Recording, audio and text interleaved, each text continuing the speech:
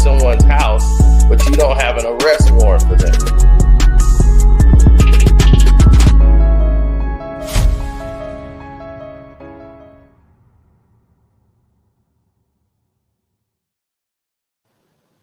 Welcome. And let's get through this. Everybody been watching everything that's been transpiring here. And for some weird reason, they have the activity levels going way off the rails here to the point where I can't even see myself on the damn screen, which makes no sense whatsoever. But, oh yeah, this thing is getting crazier by the moment. Every time I can't even keep up with all the stuff that's going on with this Corey Holcomb stuff, man. It's going so like 100 miles an hour. There's so much going on in development. I gotta make another video for this after this video. Somebody said he's the most unfunny person I've ever seen. Oh, that's crazy. But Marcus had finally responded back to Ryan Davis and Corey Holcomb because he felt he was the butt of all jokes. So, yeah. Let's listen to what Marcus was saying. Stupid shit. Because y'all niggas will believe anything a motherfucker say on a goddamn camera. Y'all will believe. Some of you niggas are so, y'all have this court ass mindset that y'all will believe anything that a nigga tell you. Even a nigga that showed you, they lie. Even if a nigga contradict himself, say something one time, then another time, they said something different. Now, let me tell you something about me. First of all, this Hollywood shit bother me. I do not like this Hollywood shit. Here's one thing I hate. One thing I hate is people say things in private to you, and then they'll go behind the camera, and then they'll say something totally different. Time and time again, this shit doesn't happen. Time and time again, these niggas do that. These niggas put characters on when they get behind the camera. But when they in your face, oh no, I fuck with you. But then the cameras turn on and it's like, oh, so what is the truth here? Which one is it? Huh? That's why I call it Hollywood, because these niggas actors. Now, I'm gonna address two things tonight, or people rather. One gonna be brief because I'm tired of going back and forth with this nigga about the same shit. We don't fuck with each other.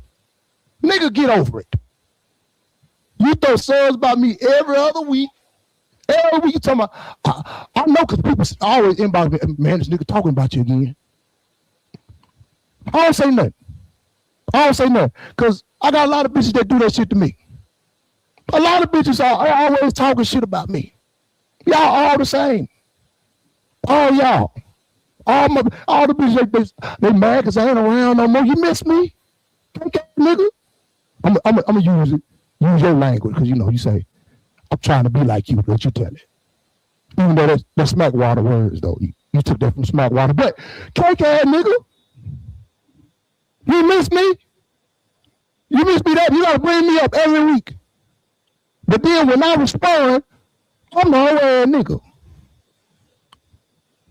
You talked about me for months. Now, Marcus is the guy, in case you don't know, that was brought up constantly in this situation because he used to be on the 5150 show, and he also was the opening act for Ryan Davis. So he was the one in the middle that they won't say his name. They don't even mention his name on the show anymore, but we'll get there. So we're going to slow it all the way down. Now he's saying Corey Holcomb wanted him back on the show. I don't think that's the truth at all. I'm just saying. I just don't think it's true.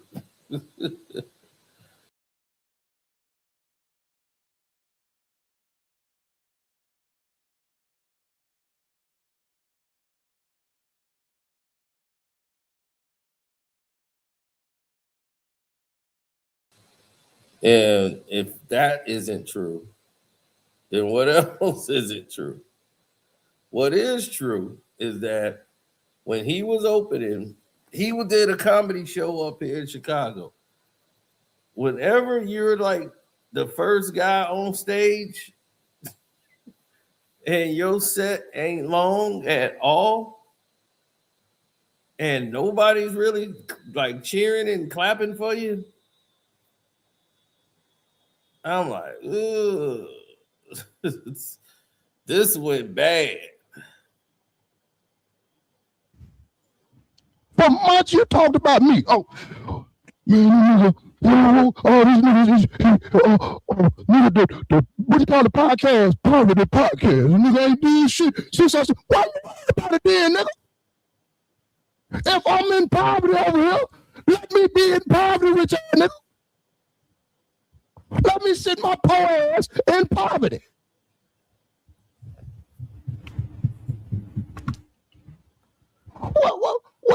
Why you worried about what I got going on over here? I ain't said nothing about you.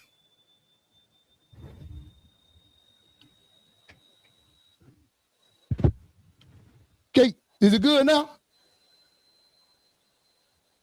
Can you hear me now? Oh, I probably was too close to the goddamn mic. My bad. I was talking like I was doing stand up. Now, we don't fuck with each other. We got that understood. But stop. Why the fuck you keep talking about me? Why is you bringing me up every other week? You got an obsession, nigga. You miss me. I told you remind me of my bitches. My bitches are always talking about me. I gotta add you to the list of the bitches.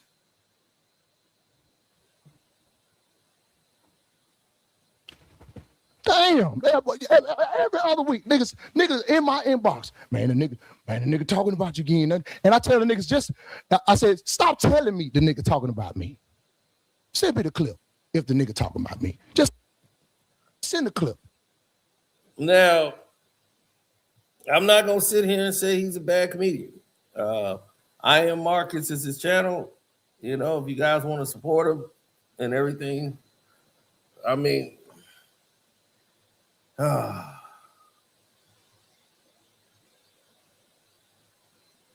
right. Marcus was only brought up because of the interview with Ryan Davis. Now, the fact that he's going through this back and forth situation to where he's deciding to take this approach. If this was supposed to be funny, I'm waiting on, this is the longest setup for a joke I've ever seen, because he's repeated himself about 10 times, lost where he was in his conversation, then picked up right where he was still lost at. For about 5 minutes straight, this man was saying the same thing over and over again. This nigga keep talking about me every week. Man, just talk about me. Everybody in my message box. He said this for about the past 2-3 minutes. Then he lost where he was at. Like, what was I just talking about? Oh, yeah, people say this Negro is in my box chatting with me. And I'm like, oh, Jesus Christ. Now, if somebody else wanted to go see your show, this is what they gonna have as a memory of you. If you should write something down. If you finna respond in a situation like this, where it's like real hot, it's fire, your name out there, you finna come back, dude, you should have something written down or something. Because if this is what you coming with, maybe he gonna heat up or something down the road of this thing here. But right now, you stumbling out the gate. So I'm like, man, and then the setup is bad. I mean, they talking about you living at your mama's house. It looked like your mama's house. that don't look like a couch you went and bought. That suit looked like it was popular in 1973 when you saw it on the rack.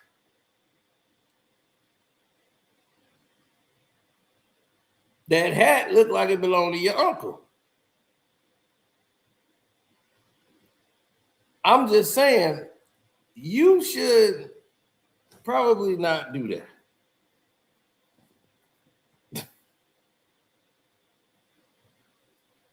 I mean, do you see that little gold thing on the side? That's probably some decoration his mama got that he tried to cut out the doggone way.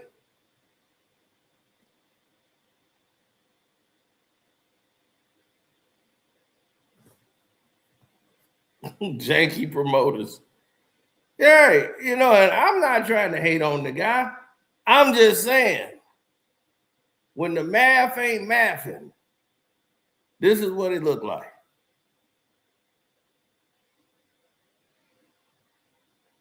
He said to speak that kind of bad English in 2026. It's like, where is he from? Hey, I'm gonna tell you like this.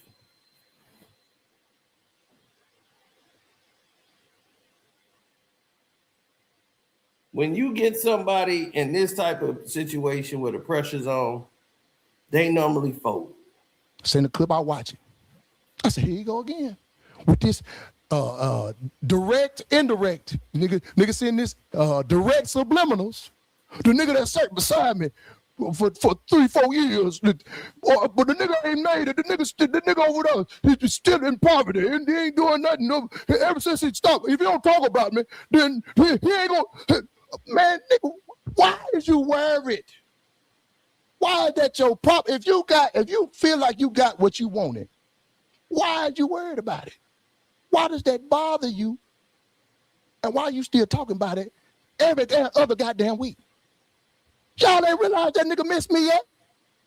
All you niggas that's obsessed with that nigga, y'all mouth be watering when you see the nigga on, when you watch the nigga on 51 feet, y'all mouth be watering. Ooh. Y'all niggas, some of y'all niggas in the chat right now, y'all mouth water when y'all see that nigga. Dick eating that nigga. Y'all love that nigga. Cause y'all tender just like that nigga. You tender. Y'all swear he the toughest, realest nigga in the world. But you ain't never heard this nigga doing no tough, real nigga shit. You hear him talking?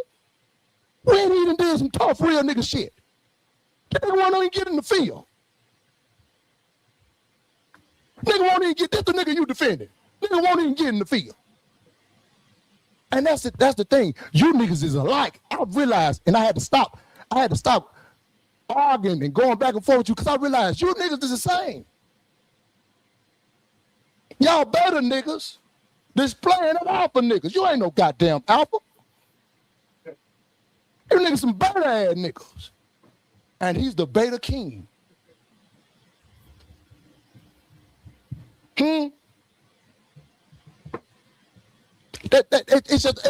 It pissed me off. He missed me. He want me to come back. I get it. I get that. My goodness, dog. He better slow down for his mama. His mama finna come in there and ask him to do something in a minute. I'm just waiting on it. I'm just like, man, I'm waiting on the mama to be like, when you finish, I need you to go pick up some celery and some okra down at the stove. And stop by Eugene's. Mama, you see I'm recording. Man, nobody care about that damn stuff. And don't leave that stuff on my tape. moving my decoration. Now,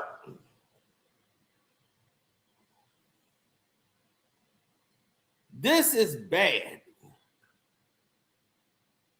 The show was better with Marcus.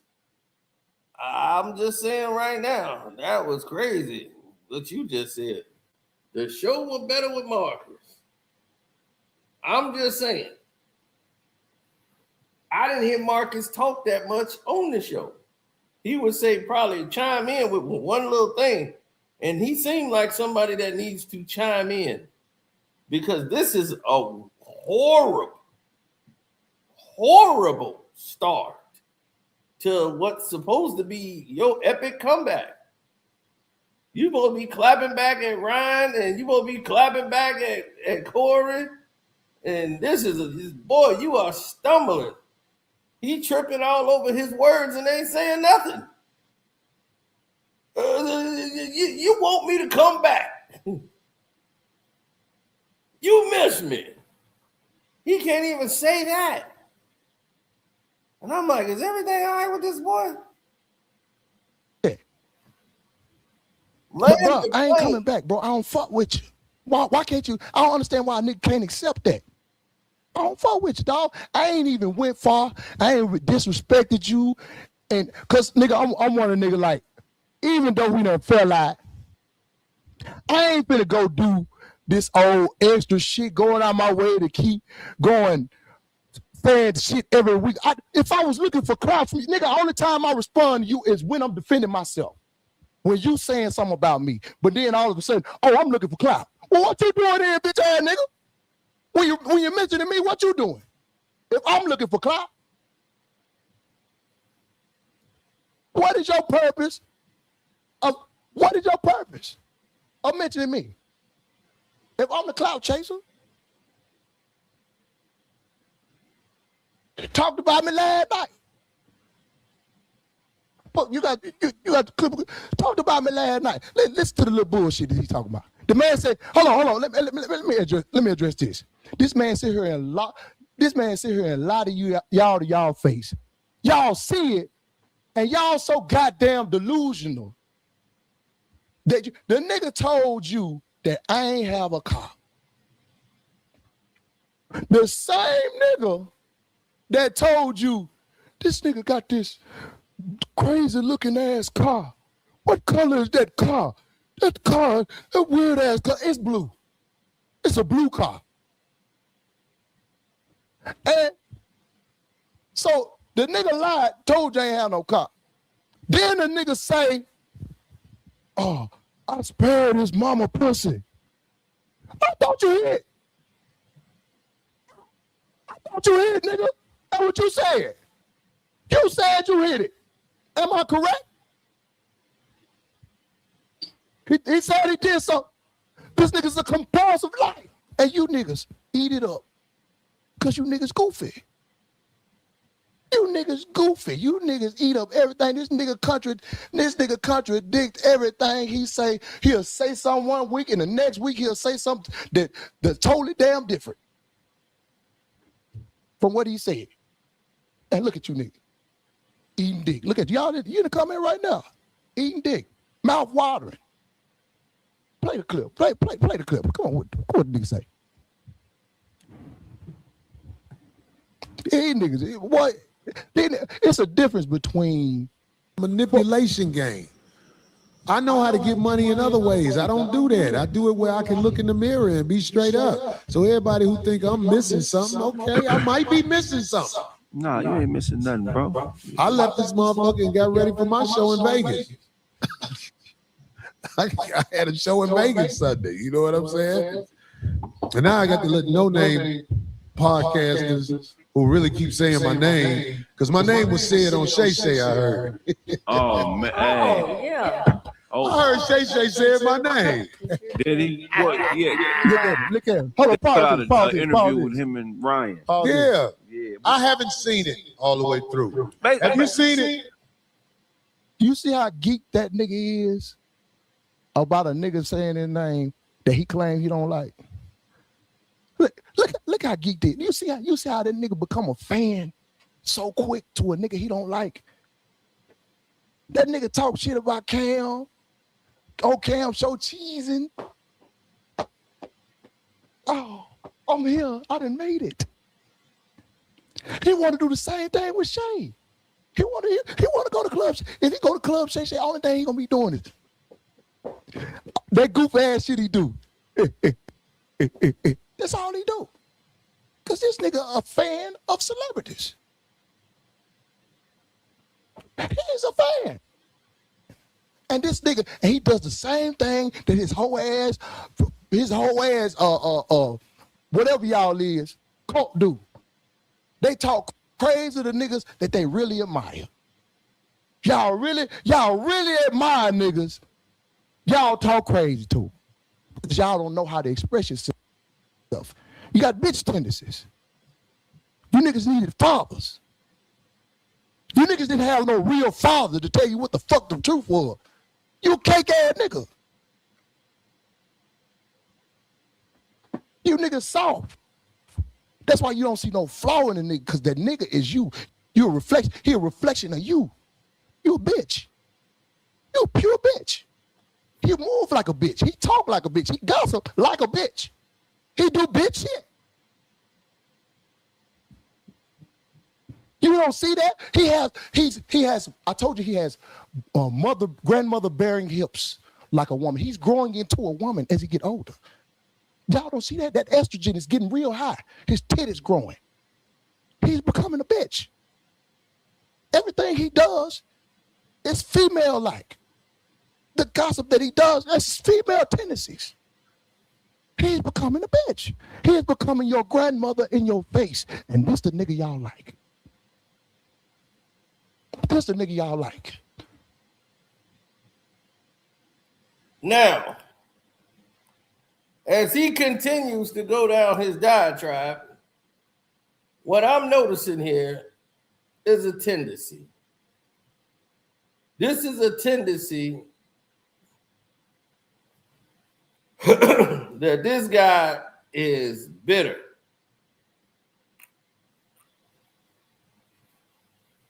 Notice he doesn't mention why he's not on the show no more. Notice he's not talking about why he's not on the show.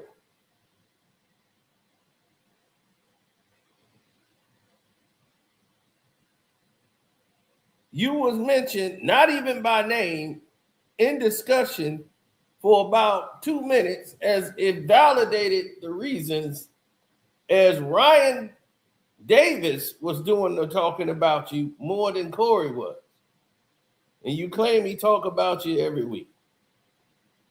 He uses you as the example of what I would do anything to get on would look like. Your picture gonna be the example of the middle guy that's dumping on one guy, talking dirty about him behind their back, and then go run back over there to him, then run back to the other side, talking about, oh, get what Margaret said about you. Go get what Ryan said about you, Corey. Oh, Corey, Ryan said this. We all know what see, that's the thing. We didn't have these guys in the hood before. They run back, tell one thing, and they run back, tell the other person the other thing. They just in the middle, living off the drama when it ain't gonna do nothing for them. Now, Ryan Davis said Corey used to have you open up for him, and he pulled you to the side and said, nah, you ain't ready. Told him you ain't ready yet. And took you off of opening up for him. And then Ryan Davis took you on the road. Now, all I would say is why, if Corey said you wasn't ready, and Ryan Davis looked up to Corey, and he said he was there to see Corey Holcomb tell you wasn't ready yet. Why would Ryan Davis have you opening up for him in the first place? But that's a whole nother thing we're going to get to a little later. But let's let this cook. I'm sorry. I'm sorry that I had a father in my life to show me what manhood looked like. This nigga definitely ain't had one. And maybe you didn't need to have your father in your life. I mean, maybe your jokes would be better. Maybe you had some grit to you. Maybe because you got mama and daddy around you for too long. You know, you ain't really had no real life out there in the rough to come up with some real jokes. So that's probably what this is all about, really. You don't know how to move in the room with real people. You move as a dude that want to get on at any cost. You give me that vibe, and it just didn't get too well. The fact that, oh yeah, don't worry, I got a video coming for all that. It's more than just TMZ, buddy. It's more than TMZ, but yeah, I saw it. Yeah, I saw that. So yeah, that's on the other video we got coming out. I know the whole reasons why. I know what's going on. That's why all of that was planned with the whole video with the woman. That's why I ain't say nothing yet. We got it.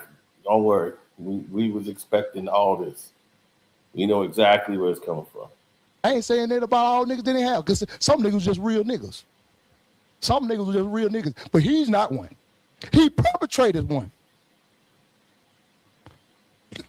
He perpetrated one. That's what he do. All he do is lie. Did you, hey, the change, did you see me with one? Show me, you see me every week. You see me every fucking week. Did you see me with one? Okay. That answer. Go back, go. If you want to go through my lives. Did you see me with one? Okay then. Now, cause y'all niggas love eating dick, boy. Y'all niggas don't even understand that y'all weirdos. Y'all go to every platform you can to ride his dick. I won't be worried about it. I focus on the real. I see the real in these comments. I see the real niggas in the comments. And majority of you niggas, y'all really wish y'all was beside him.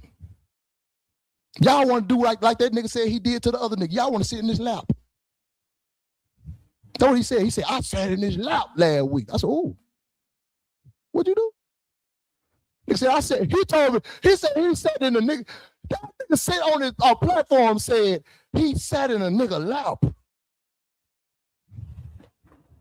That nigga says all kinds of suspect shit every fucking week. And y'all pass by it because y'all love that nigga to death. Y'all want to eat that nigga. He said, we see you traveling out the country enjoying life. Don't take the bait. Keep enjoying. I am enjoying life. But what they not going to do is try to drag me. What they not going to do is try to drag me across this motherfucker. Like I've been the whole ass nigga the whole time. No, sir. No, sir. We're gonna start it from the nitty gritty. I'm gonna tell you the truth from when I met both of them. I tell you the whole rundown. Niggas say I'm the reason that two other niggas got into it. Who? How the fuck I become the what, me? Play the rest of the goddamn clip. Play the rest of the clip. I watched it. What Ryan had to say. And be honest, because I'm not stupid enough to turn on somebody based off gossip. Like them AI videos that was out about what happened. I can't believe we couldn't start the show showing the video about what really happened. Maybe we could get the video about what really happened queued up, and then when you got that together, I might play it at half or whatever. But what happened with Ryan? Ryan basically had a conversation with Shay that he should have had with you. He didn't say nothing. I might have missed it. He didn't say nothing, I think, too negative. He just spoke to the fact that him and Marcus You know what I'm saying? He took Marcus on the road with him, and he didn't feel like he had the right etiquette on the road, and basically said he didn't feel like he was ready. And he said basically that Marcus was probably the reason y'all fell out because he was probably giving you misinformation. He was. Yeah. So Now my brother Ryan is a very arrogant young man. super. But Ryan has found a way to stay relevant. Remember a time when Corey had Ryan on the show and they had an argument about something so simple. It was about population of black people in America. And Corey got embarrassed on that show. Ryan made him look dumb. Y'all remember that? On this show. I mean, it happened all the time when there's somebody on the panel that's smarter than him. Corey don't really like them to talk that much, especially if they have different opinions. So Brian embarrassed him. Ever since that day, Ryan was a whole ass nigga to Corey. He a gay. He got gay tendencies. He got what he say? His mannerisms. Man, I know he fuck with punk.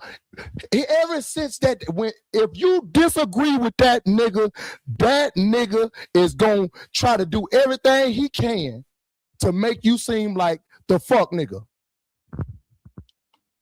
So, if the beef started right there, what the fuck that got to do with me? How the fuck did I start some and you start talking about the nigga on this show? What, it originated from me?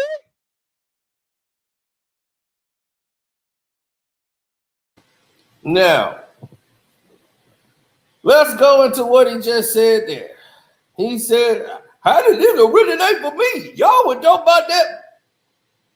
This ain't originate for me.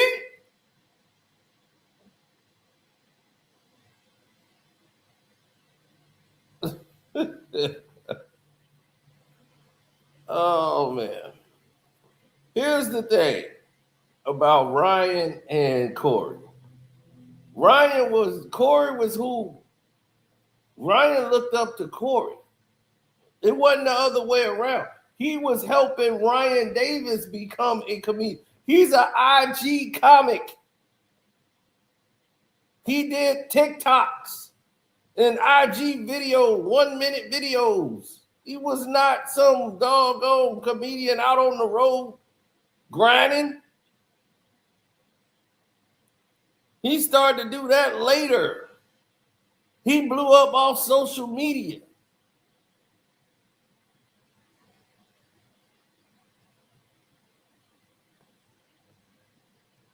I'm going to tell y'all something y'all probably don't know. Remember the movie that Cat Williams was in? And the other guy who do all the impressions? The one that's on Saturday Night Live now, the black dude. And he got all them views on the internet for doing Denzel and everything else in his stand-up. And Cat Williams destroyed him in the movie. That happened in real life. Right, Jay from SNL. Well, no, he was Jay without SNL. He was an internet guy.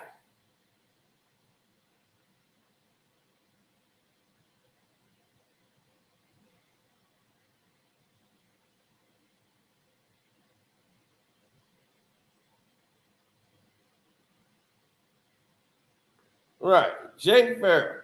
So they had a movie together.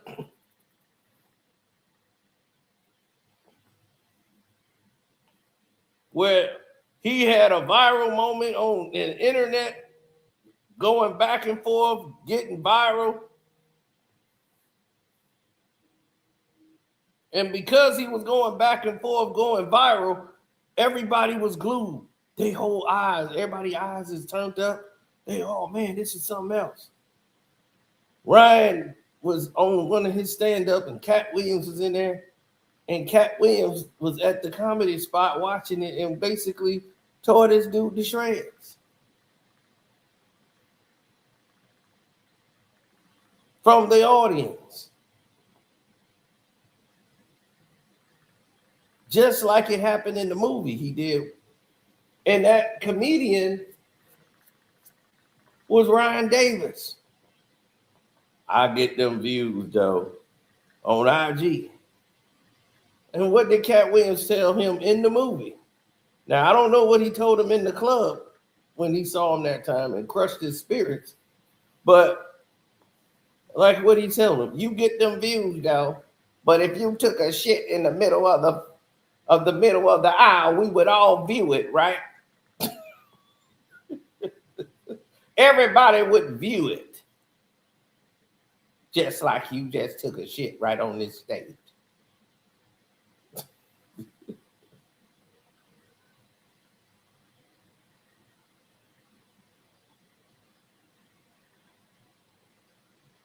Like Cat really, Cat Williams really don't respect like anybody thinking they could just be a comedian.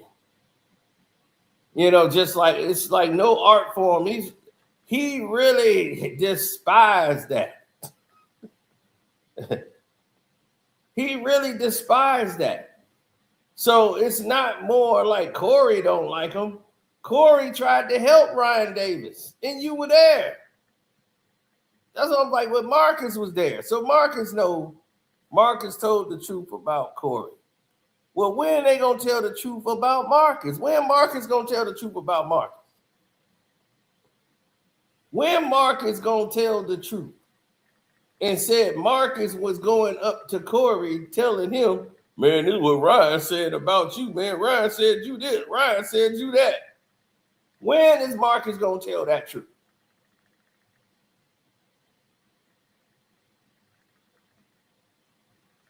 Then Marcus turns around and goes up and starts opening for Ryan Davis. You just were saying Ryan was doing X, Y, and Z, and that was his boy. And you keep talking about, yeah, you love celebrity. You had him on the show. He didn't even want Ryan Davis on the show. The only reason Ryan Davis is on the show because he was your friend. He was like, how did he get on the show? Marcus, how did he get on the show? Because you asked me, could Ryan Davis come up here? And I said, all right, we'll let Ryan up here. That's the only way he was on the show. Corey Holcomb did not go out and say, man, let me see if Ryan Davis can come on the show. And I'm going to hold a grudge against Ryan Davis because, oh, yeah, he made you look dumb on the show. If Ryan Davis made him look dumb on the show and they got into it and you saying, oh, he made him look dumb, you see he don't harp on it at all because who is Ryan Davis to him? But tell me when they told a lie. Did you hear what he said on that show about your ass? Ryan Davis found out about you on the road. You was opening it with him and you wasn't with Corey no more. And you was out there on the road hanging out with Ryan Davis. Ryan went on there and was talking about your ass on Club Shay Shay. Like, you broke my heart. Because he realized you going back stirring the pot. You the one keeping the drama going. These two ain't really have no beef. You the one that was out there not showing up on time, trying to get on the set. They put Marcus in the middle. No, Marcus, if you in the middle, you ain't got to be in the middle. All you got to do is do what everybody else do in the world who in that situation. Shut the fuck up. That's it. Two people out there beefing that you know, we all got friends that we friends with, and they fall out. And then you left in the middle anyway because you still cool with both of them.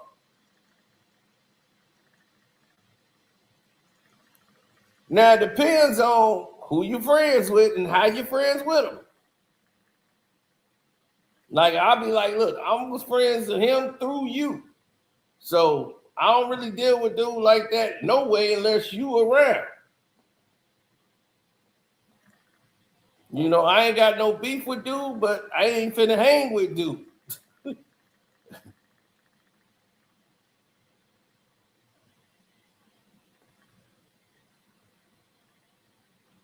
Right, it goes down like that. So if two guys are beefing, I say, when they come to me and start telling me stuff, you know what I tell them? Man, y'all need to talk. And that's the problem. All Marcus had to say is, man, y'all two need to talk. I'm not finna tell you no message back from him and go run back and tell the message from him. I'm not the messenger. That's only gonna make it worse. And then the whole time, Ryan, because he don't want to go back and forth, because he's taking that road less traveled by, he'll do anything to make it and get on.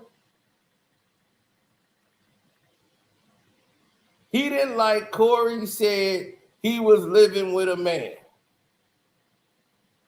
He was, man, why he had to bring up, I'm living with a man. So what? And the man ain't gay and all this. Now I'm gay because I'm living with this man. Now, he got real defensive over that.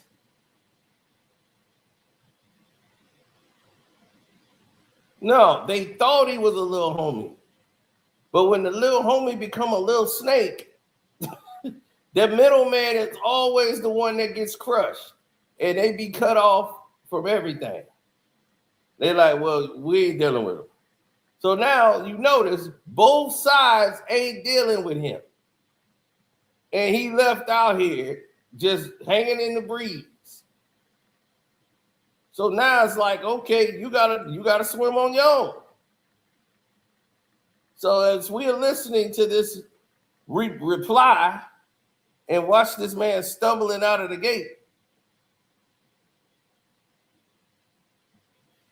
you see he's having a hard time landing the plane.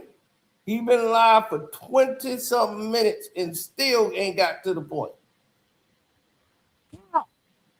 Total Ryan.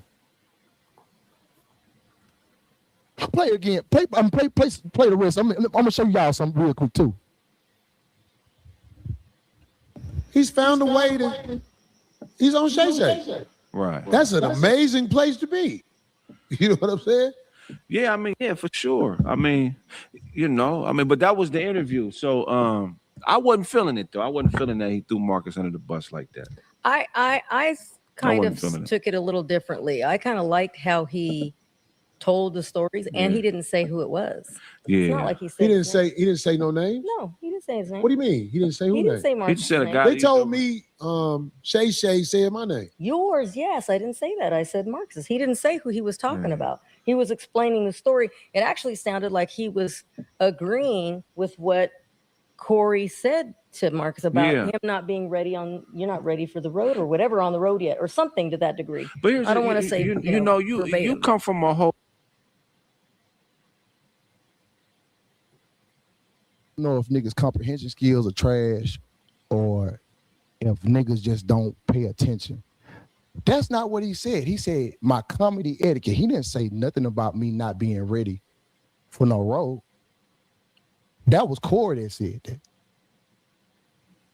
He said he didn't have the proper I didn't have the proper comedy etiquette. And I'll explain what he meant by that. Keep playing it.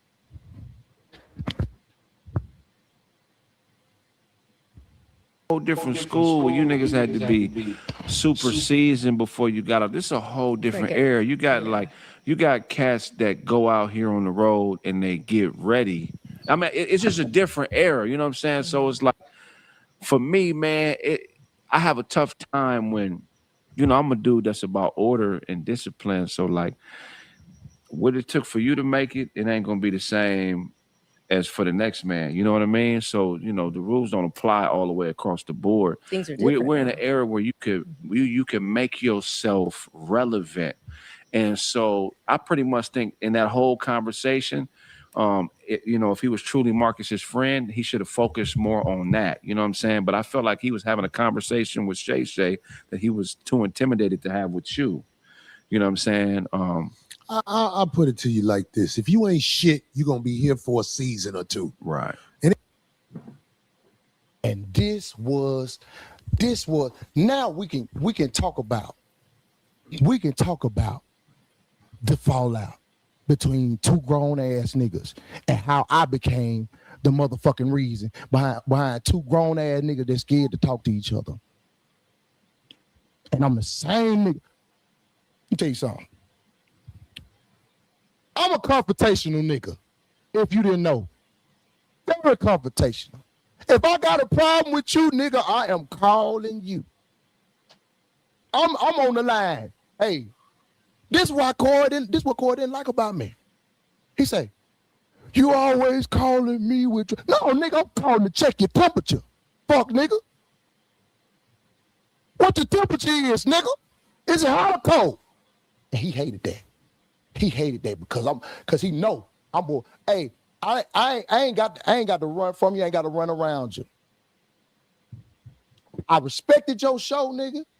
I respected your show because I understand you got insecurities. You don't want niggas to shine out. So that's why when I got off and I would do shit on here, motherfuckers would be like, man, I didn't realize Marcus was that funny. Yeah. Listen, I actually I feel like I was a good wingman because I didn't get in front of him. I didn't try to overstep him or outshine him. No, he don't want that. I understood what the nigga wanted. The nigga just wanted somebody that pretty much was just there to give a little input here and there. He didn't want nobody to challenge his thoughts or what he didn't want. Hell no. Shit no. He disagree. That nigga, that's an echo chamber over there. Hell no, that nigga didn't want you to disagree with him if you want to. Now he wants you off the show. That's when we started bumping heads. Because the nigga wanted me under him. The gayest shit I ever heard, by the way. This nigga, the expression you use you complain about a nigga with gay, the nigga hit you with a gay metaphor or whatever. You always say gay metaphors. Nigga was up under me. Why are you saying niggas up under you? You a freaking nigga. That's some freaking shit to say. Nigga up under me.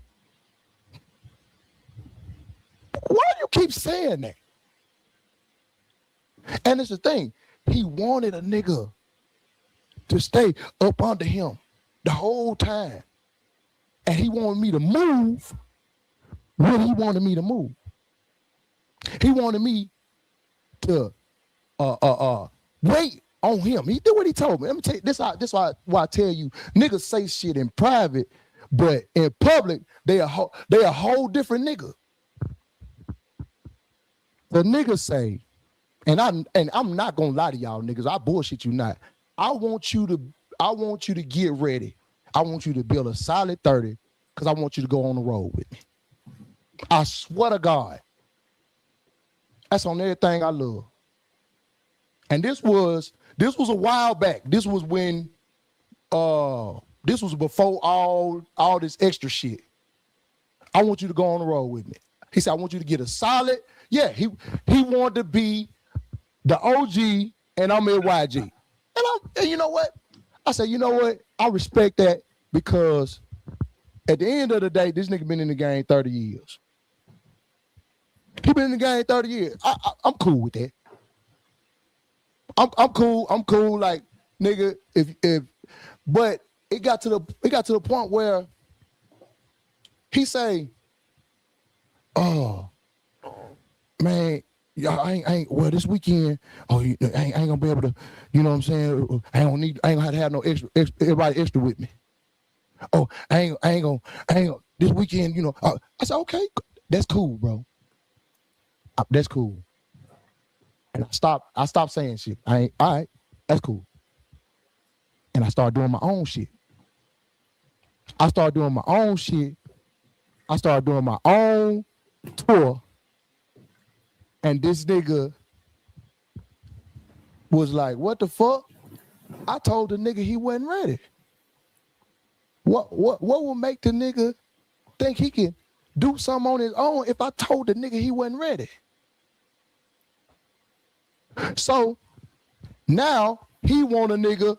I'm from under him. He want me off from under him. So this nigga made up this. You jealous of me? Who? You jealous of my co-host? Who? What? What are you talking about? Why would I be jealous? I'm doing my own tour. When did I become jealous? I feel it. I feel it in the air. I feel it in the air.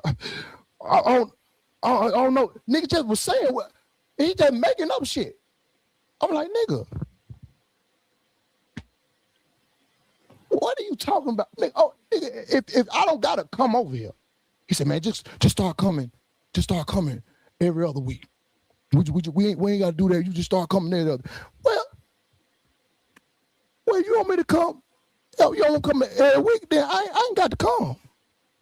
I ain't got to come, my nigga. It's all good.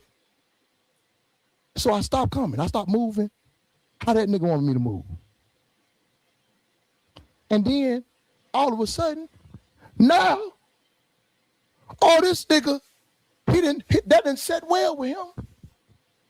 Now he's telling me, talking about me on the show. Oh, this nigga this nigga that. Now I'm all these fuck niggas. Because I didn't want to come to the show no more. Motherfucker like, oh, he kicked you out. No, nigga, I didn't want to come to the show. Because I felt like the nigga didn't want me there. I'm cool. I bet. It's cool. I ain't got to be there. So. Now, you just said you felt like the man didn't want you there. That's why you didn't come. So when you say I could feel it that you was jealous of Craig. Just say you were jealous of everybody else. You want Corey all to yourself. And you can't have Corey all to yourself. Somebody else stealing your light.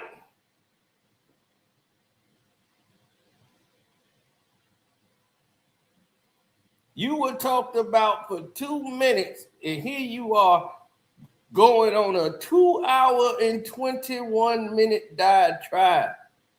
You barely even got to Ryan Davis. Are you going to mention Ryan, who talked about you on the show?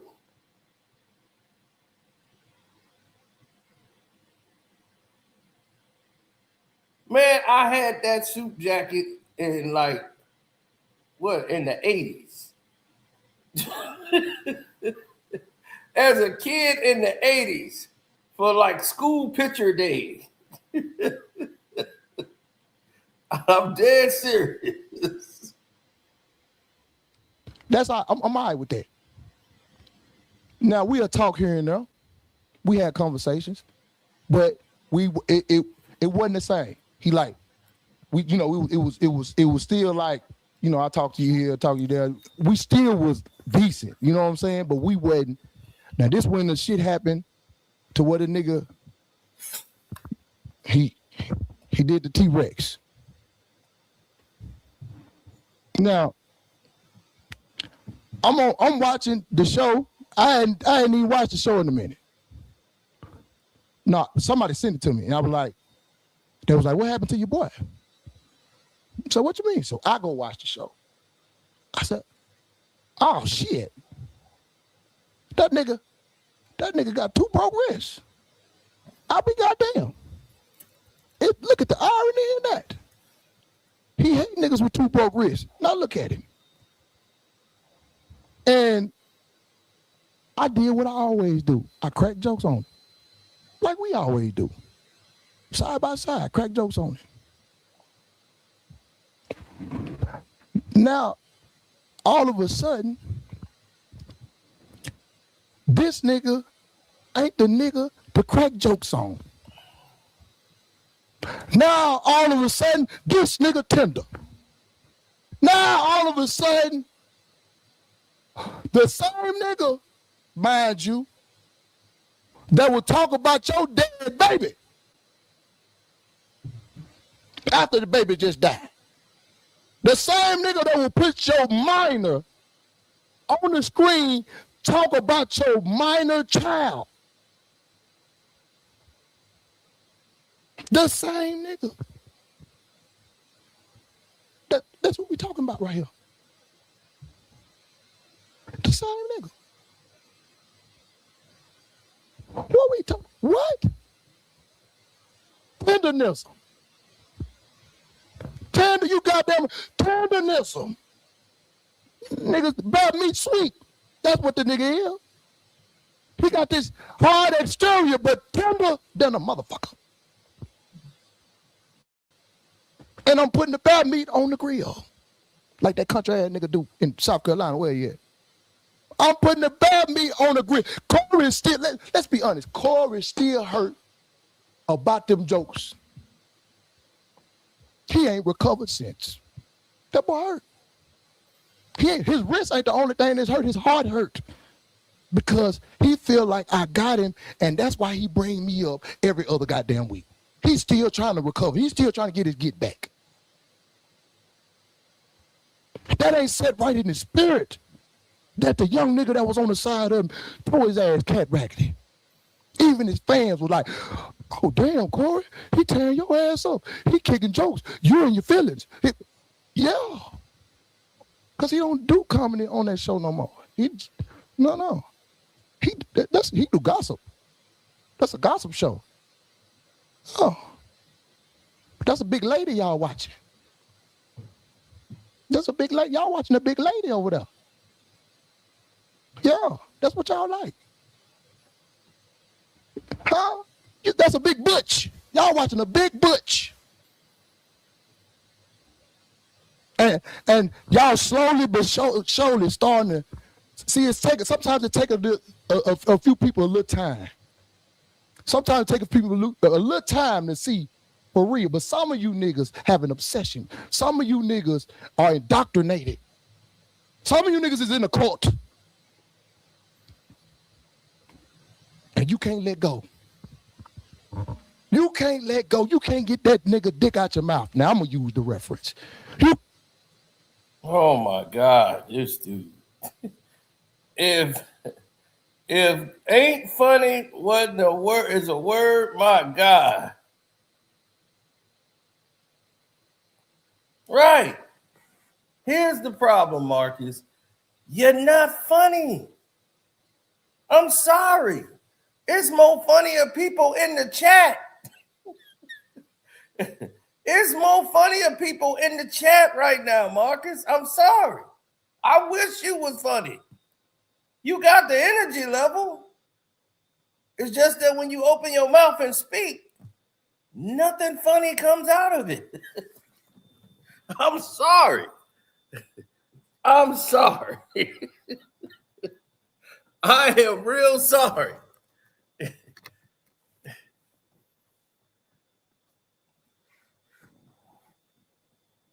That was a very bad fashion choice. People are in the chat just looking at your outfit and coming up with all kind of jokes. And they all better than yours. So I don't know what to tell you on that part. But this is why I always say to people, man, it's the people you gotta watch. Because they'll be the main ones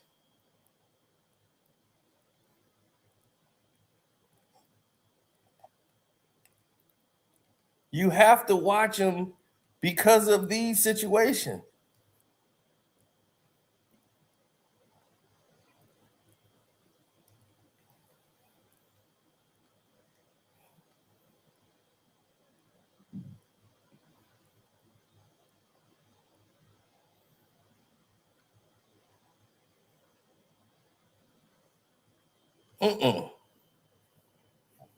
He's not.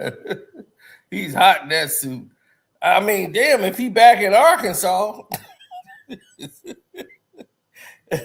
I know he damn hot. But my thing is this, man. When you come up in this game,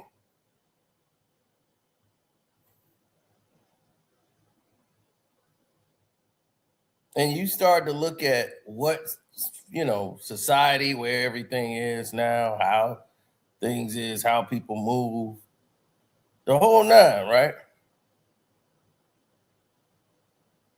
When you start making those determinations and you still trying to figure out, when at the end of the day, you wake up, you wonder, why am I on this couch in my mama house?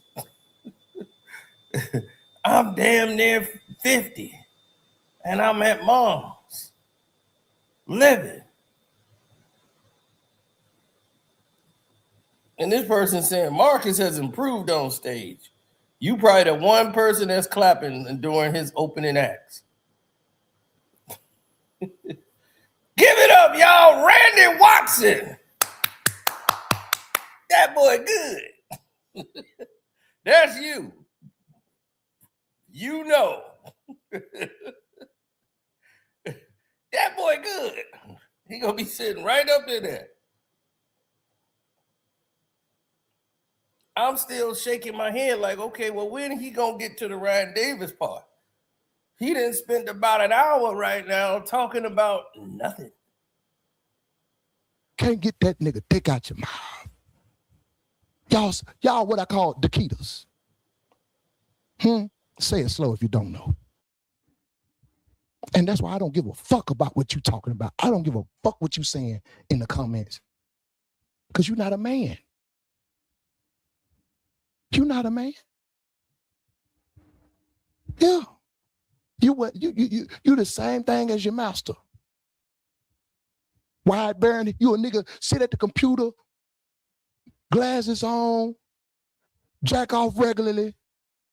Nigga got jelly on his stomach. Oh, my nigga Corey on 5150. Oh, yes.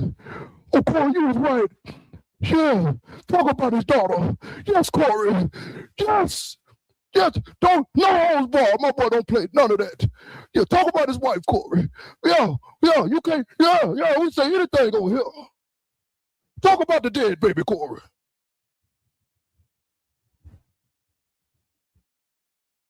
Because you're a bitch. You a bitch. Corey and the bitches. Man, you know I brought up. Stop it. I don't even, listen, y'all niggas ain't finna get my attention. You hear me? So listen, y'all niggas that's over there jacking Corey off right now, y'all can stop coming because you ain't even gonna get my attention. You ain't gonna get my attention. Absolutely at all. Now, you can play some more of the video.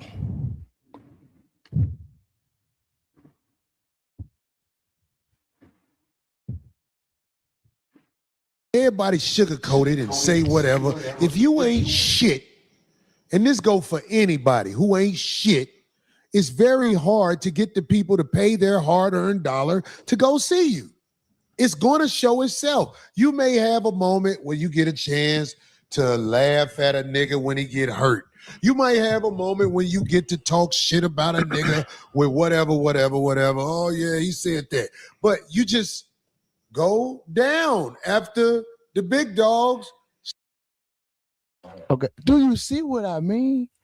That nigga is still hurt. He bring that shit up religiously. You talk about a nigga when How you gonna be insensitive and then get sensitive when somebody say something about you? You can't be the insensitive nigga getting sensitive. That don't work. You the prime example of a nigga that can dish it but can't take it. That's you. Then you get somebody on your show. You know you got these insecurities, and they loud. They very loud. They very loud.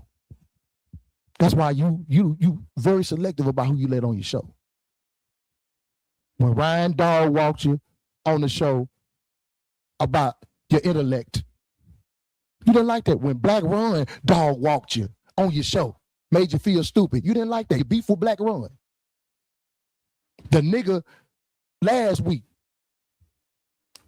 Dawg walked you on your show. You couldn't spar with the nigga intellectually, so you tried to intimidate the nigga. Because you didn't try to fight him. You tried to intimidate the nigga. And the intimidation didn't work because at the end of the day, the nigga told you to get up. And I'm going to say this again.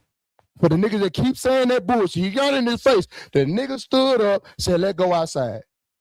After you shook hands, apologized to the nigga, and the nigga still told you you didn't do shit. You ain't gonna. He didn't say you didn't do shit. He said you ain't gonna do shit. To me, that was him saying you suck dick again. The nigga told you you ain't gonna do shit. You just talking.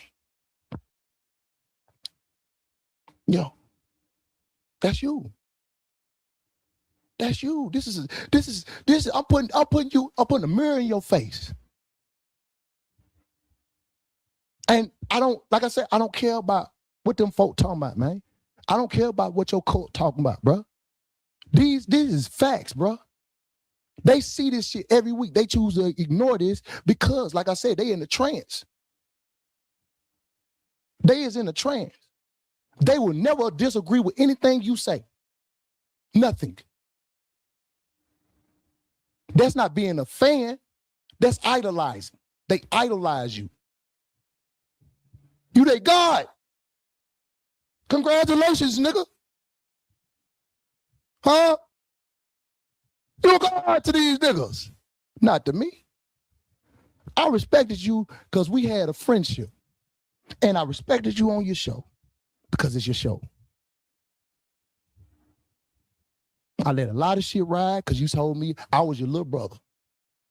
But see, I learned and I grew up and realized that brotherhood to me don't mean the same thing to other niggas.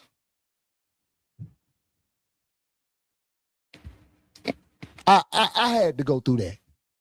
I had to realize that, nigga, when you say brother, it means something totally different than when these niggas say brother.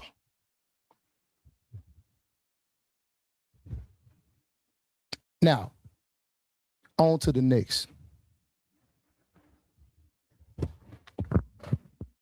To Ryan, my brother. Thank you. Jesus Christ.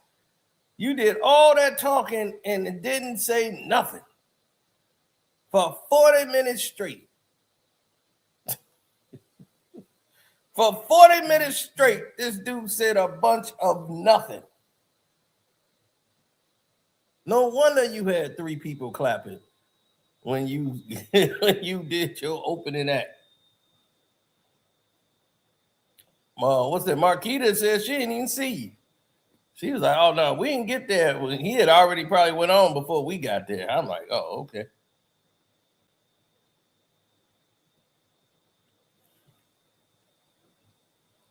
Yeah, you got booked as an opening act because the other guy, he got sick or something. He got COVID, and they wouldn't let him get on stage. They thought about probably calling his ass back in there. Like, look, we don't care if we get sick. Get your ass in here. Get this dude off the stage.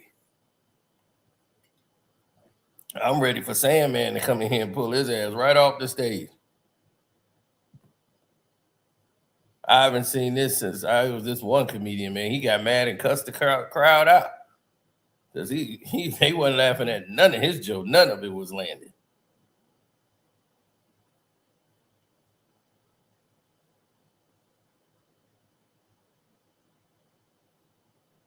He said,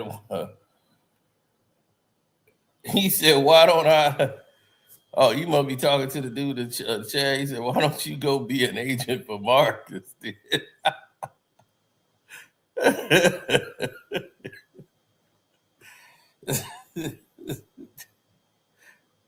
I just tell him, like, man, you probably need to get a job.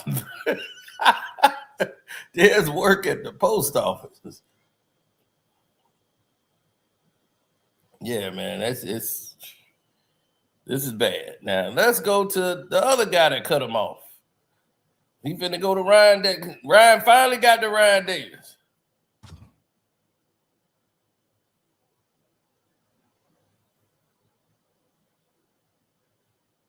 The guy who he really supposed to be mad at.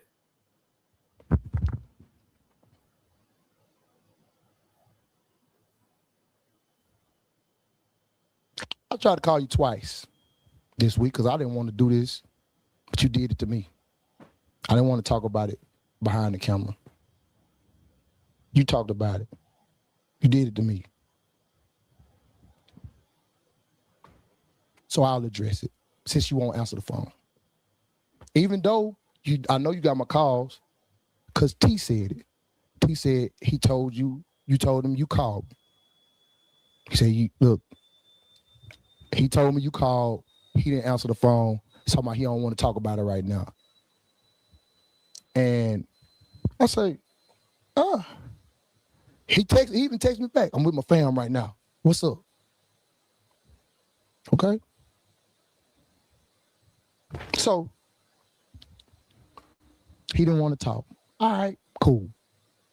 I didn't want it to go this far. But like I said, same thing about Corey, same thing about Ryan. Y'all ain't the same niggas. Y'all not consistent in who you are, and I am. The same nigga you see on screen, the same nigga you gonna see off screen. I'm him. My character is the same. If I tell you something, nigga, that's what I meant. I told you this. That's what I meant, and I'll stand on that. Now, I was just with you in on New Year's. Y'all know that. I was just with you on New Year's. We were just New Year, what 3 weeks ago? We talking, chopping it up. We over there with Ali, David Brown and all that. Man, we kicking it. Not once did you mention, hey, bro, by the way, I do have a video or interview with Shannon, and I did mention you. So just so you know, by the way, I did mention you. I didn't get the courtesy of that. And nobody said nothing to me.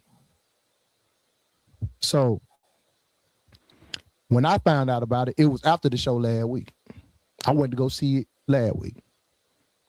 Yeah, right after the show, I went to go see it. I went to go see what they talking about. Now, this is the part that bothers me.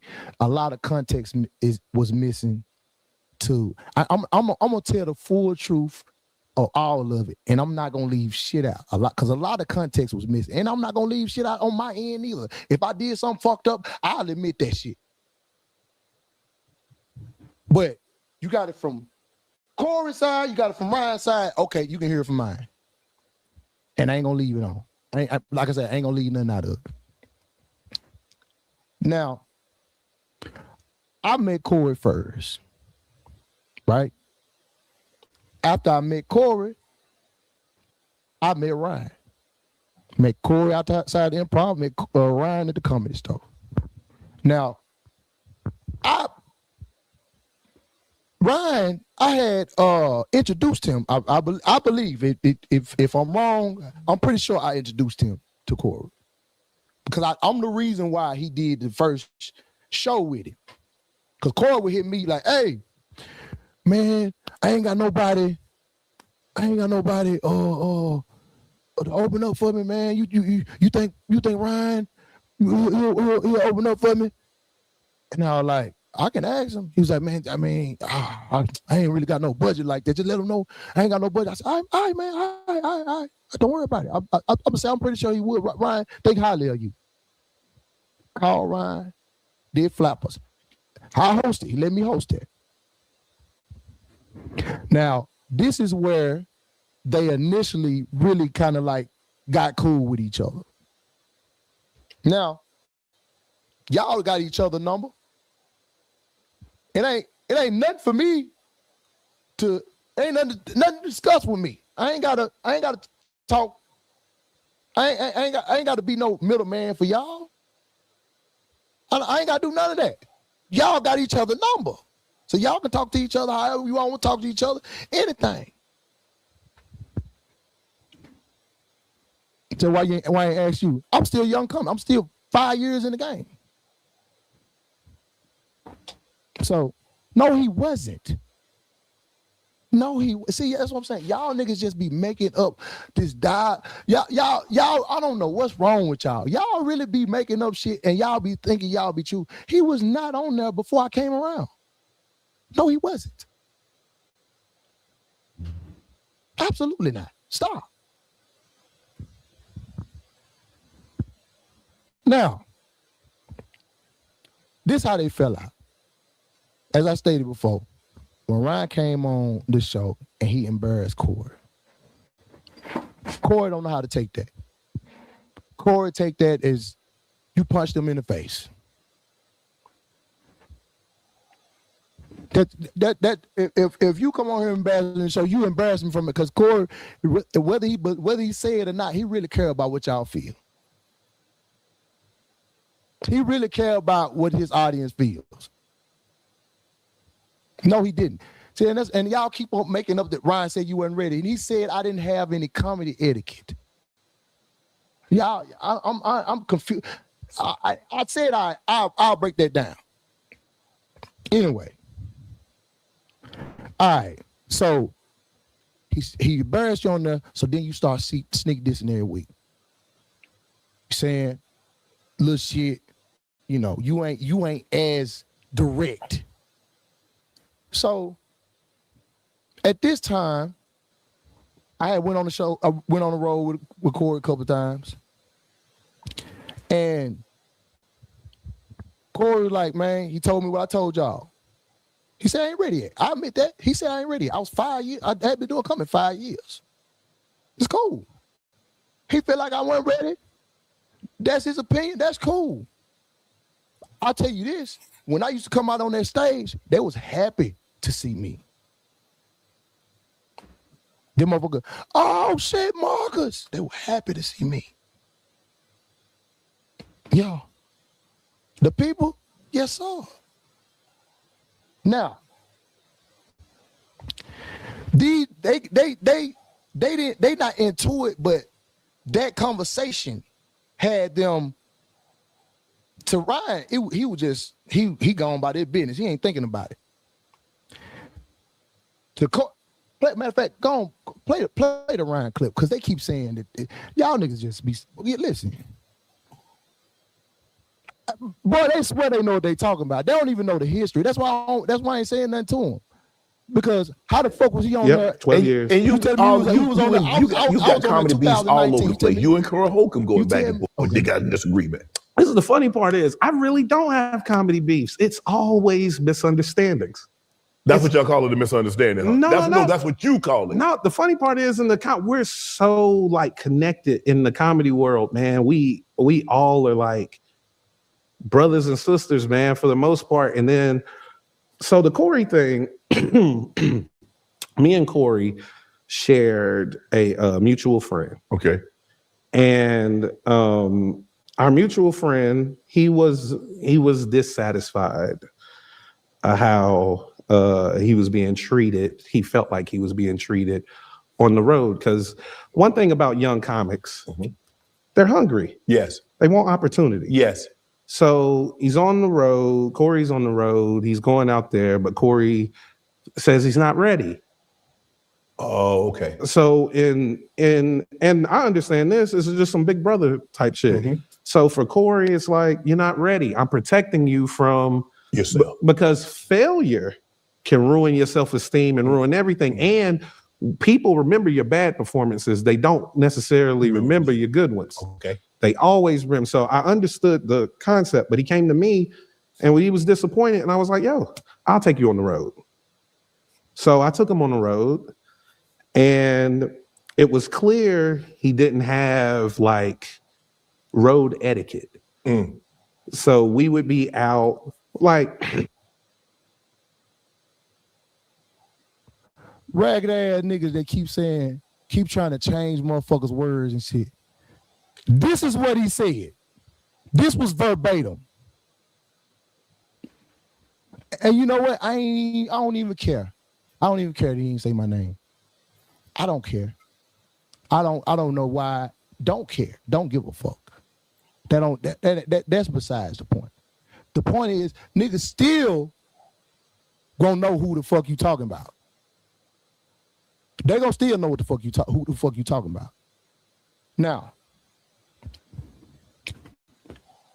I was on. You know what? We ain't got to that part yet. Go ahead.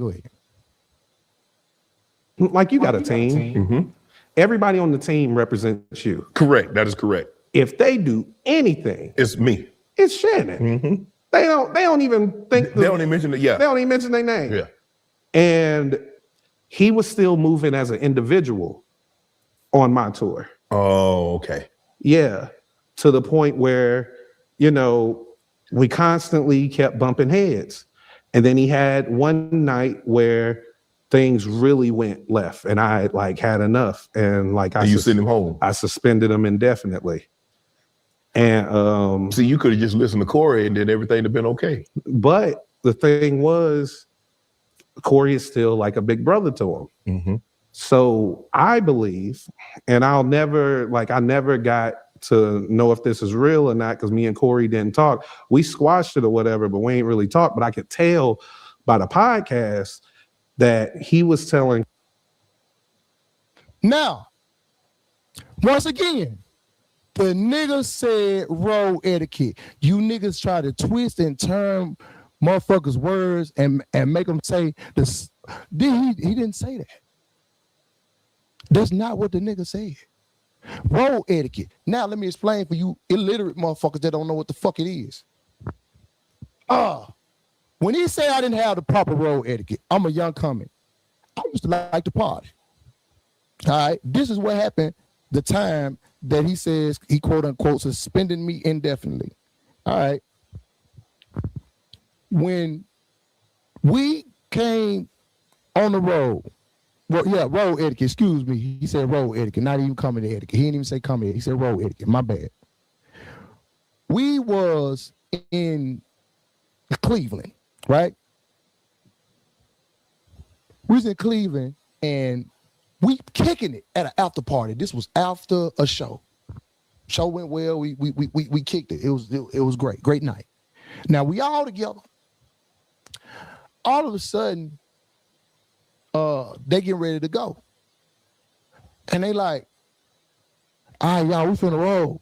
Now, I'm posted with some chicks. We kicking it. Hey, you know what I'm saying? They choosing in that motherfucker. We in the VIP. I'm like, shit.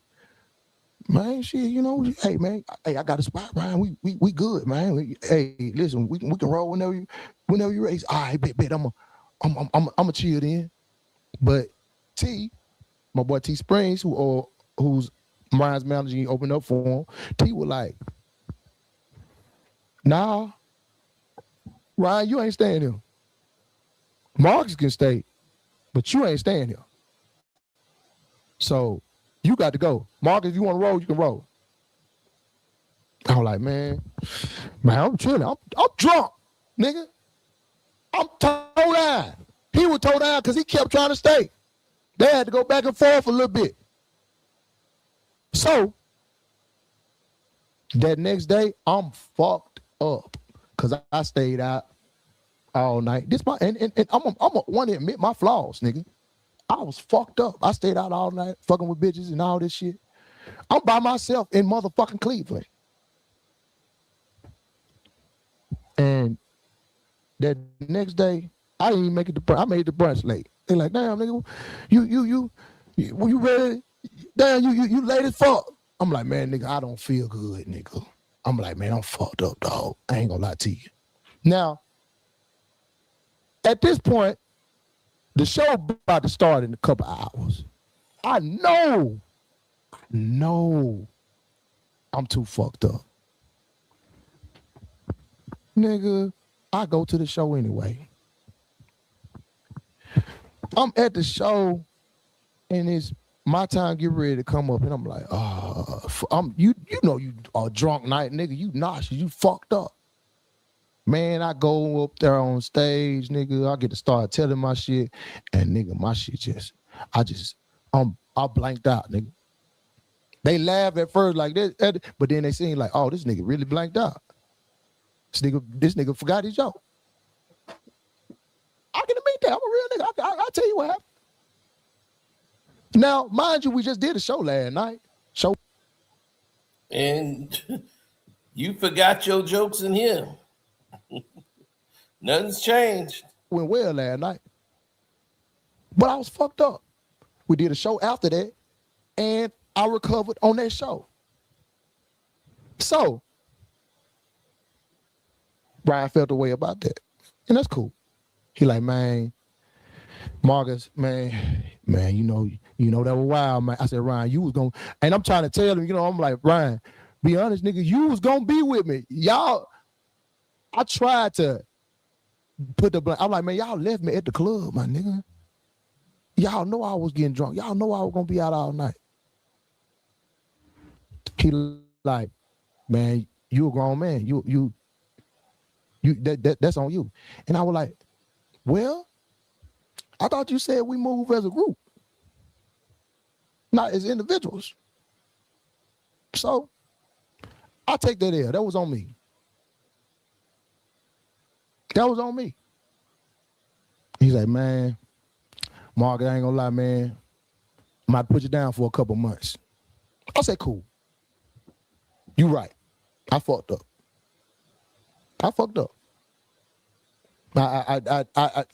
I'm responsible for myself at the end of the day. I fucked up.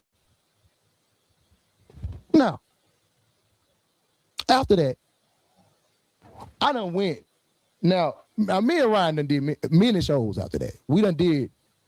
I done went to New York with him. I done went to motherfucking. I went back to Cleveland. We did a 2-man show back in Cleveland. I done did Little Rock with him. I done did. He done been over here. Yeah, I was 5 years in the game, bro. I'm on the road, bro. We kicking it to me. Bro, man, any comic. You knew a nigga. I was making new nigga. I ran a light a couple minutes over sometimes. But even though other niggas was doing it too. But at the end of the day, nigga, I take that. Yeah. I was new to the shit. I'll take that. Hell yeah. I fucked up a couple times. Now, that ain't his fault. But he say, I'm his brother. Okay, cool. I'm your brother. Now, I came, get ready to go to Houston. Told him, called him. I said, hey, Ryan, I'm getting ready to go to Houston. He like, all right. Okay. So, as I'm going there, I tell him to go to Houston, I had already told Corey I was finna head out that weekend. I said, yeah, Corey, I'm finna head out to Houston. I ain't studying what you niggas come out because y'all gonna hear whatever the fuck y'all want to hear. I said, all right, Cole. I'm finna go out to Houston, man. You know what I'm saying? Ryan got a show. Now, Corey didn't like him, but at the same time, he like, I want you to grow. I want you to get your chops up. I want you to build your 30. So, here what it is. Yeah, of course he said I was his brother. Of course he said I was his brother. Both of them called me the little brother. Now listen, I have a different definition of brotherhood that these niggas don't. All right. So I tell Cole, I go out there, and we was at House of Blues, Houston. Now, he usually put me up, because it hadn't been passed, because he didn't say nothing about no fucking indefinitely. I'm telling you that right now. Nigga ain't said nothing about, nigga said a couple months. Now, this time done passed. So I'm like, shit. I'll sit down. I ain't asked him. I ain't asked him shit about going up or none of that shit. So I get back. When I get back, Cole asked me, how Houston go? Did you get up? I said, nah, I ain't. He said, you went all the way to Houston and didn't go up? All right, nah, that was a set show. They already had it. So Corey, this is the shit Corey does. He took that, because we have conversations all the time. He took that, ran with it, and he held it up to say, dude, you had him going out, you ain't bring him up. Now I ain't said I'm cool. That's why when he said, I'm like, bro, he was intentionally doing that because he was trying to use me to piss Ryan off. Now I called Ryan after the shows. Ryan, bro, this nigga, it ain't nothing like that, bro. I'm telling him how it happened. Ryan like, yeah, man, because y'all would see, I would interject. Not all the time, because eventually I just was like, fuck it. This nigga gonna say whatever the fuck he gonna say. I ain't got time for this shit. These two niggas need to talk it out. And I would y'all remember I used to say that on the show. Hey, y'all niggas just need to work that out between each other, man. Y'all got each other number. What are y'all doing? So I called Ryan after the show. Hey, bro,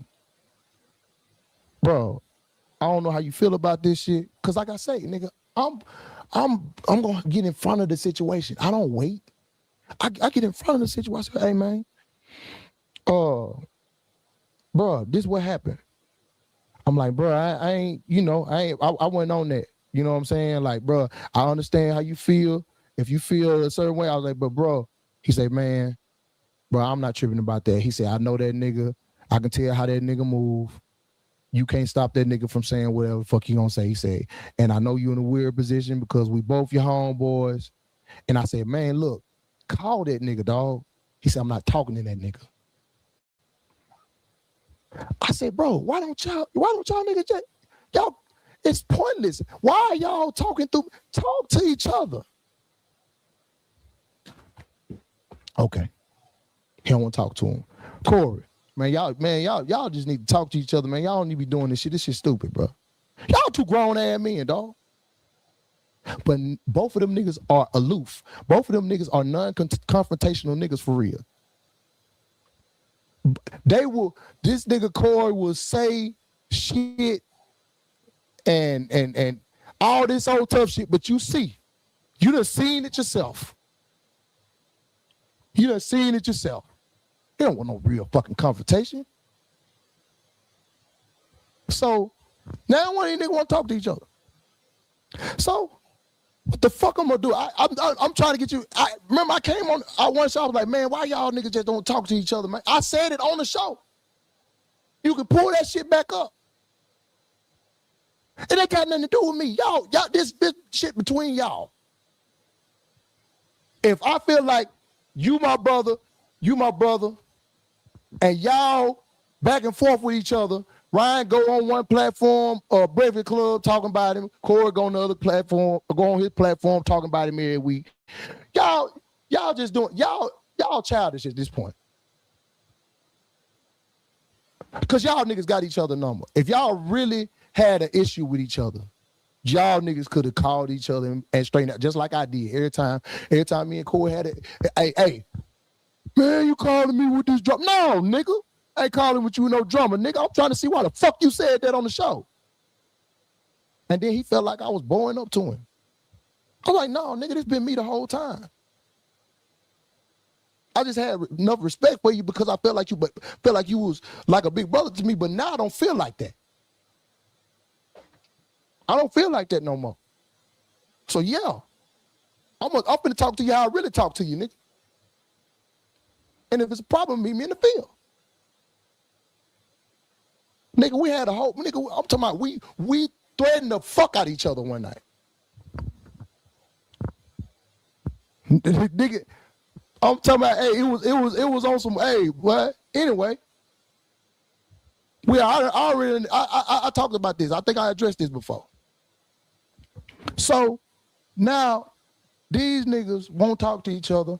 I'm over here. Now all of a sudden I'm the reason. How the fuck am I the reason? Cause you niggas scared to talk to each other. So nigga, I start doing my own thing. I'm like, man, I'm not finna go do this and I'm not finna go do that. Listen, if these niggas want to do their own thing or whatever they want to do, they can do that. I'm finna start my own tour.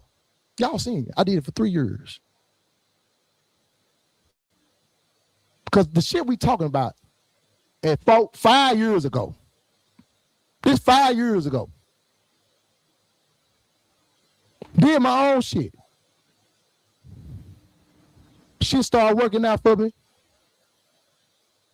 And niggas didn't like that. And here's the thing, though. Here's the thing, bro. I see niggas all the time. Right? And on this is what pissed me off about it. The man asked Ryan what his beef was with Corey. He talked about Corey for 30 seconds, if that. And the rest of the time, this nigga talked about me. He asked you what your beef with Corey was. You never stated that. You never said, I went on this show. I made him look dumb. And the nigga called me gay every week from now. You never said that. You never told them folks why you really got into it with it. He ain't say that. You went on to talk about me for 8 minutes, bro. That's why like, nigga, this is not, I'm not the reason. I'm not the reason why y'all got into it. You could have left it at that. You could have said, hey, this what happened. The nigga, I came on a nigga show, embarrassing nigga. From then on, I was a gay nigga. I was the turtle. Nigga, he was making episodes about you, calling you the turtle. Yo, did you forget that? Or did you just want to shit on me at the time? What happened? How the fuck am I playing both sides if I told you both of these niggas my brother? No, I didn't play any side, and that's the problem. I'm not your hoe, nigga. I'm not choosing up on you niggas. You niggas handle this as men. That's weird that you niggas would even consider you playing. But what you mean I'm playing both sides? Nigga, I ain't playing no side. I'm playing outside. Stupid ass nigga. Y'all niggas gay. Y'all always had these gay ass terminologies. You playing both, that's a bitch terminology. Y'all sound like some bitches.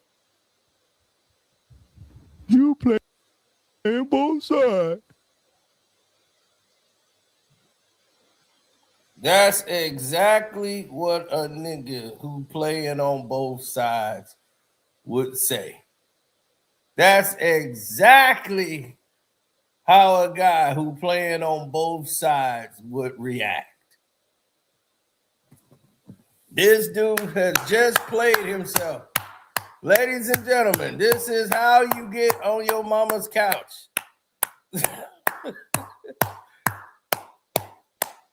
Do not be like Marcus. Back living in mama's house at 50. Got to move mama's decoration over so you can go live. This is what not to do. This will leave you on your mama's couch. This man just said, we just went ahead and we just went. What we did was I went on my own. I did my shows for 3 years. For 3 years, I did my own tour. For 3 years on your own tour led you to your mama's couch. UPS is hiring. That's all I can tell you, bro. UPS is hiring. There's always work at the post office.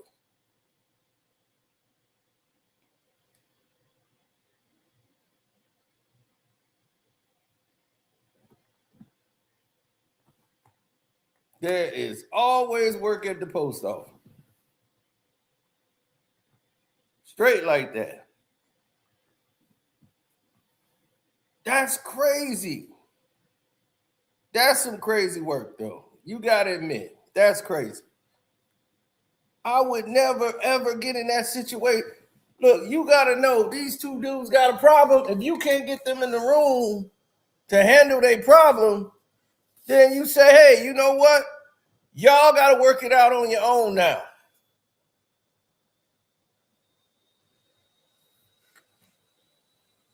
That's on y'all, not on me.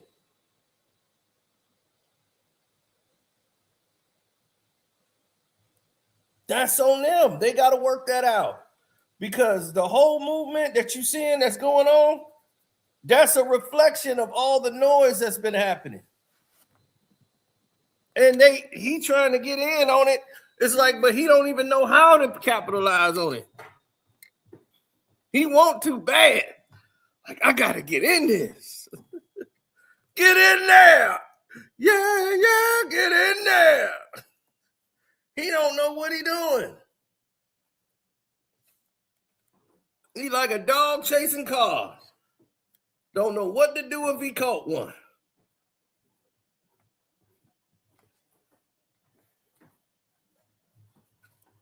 Did you ever think, through all your little ranting, to actually go out and do some promotion for yourself? And say, hey, you know what? Hey, I'm going to be at the Improv on Thursday night. Come see me, Marcus. You gave them a reason to fall asleep. The chat was like falling asleep as you was going through this whole diatribe. I said, my goodness, this dude is still going. And it ain't got to the point yet. You played both sides. You didn't even hear it as you was telling the story. I already know you were leaving stuff out. Now, all of a sudden, you talking about, yeah, I messed up. I admit it. I messed up.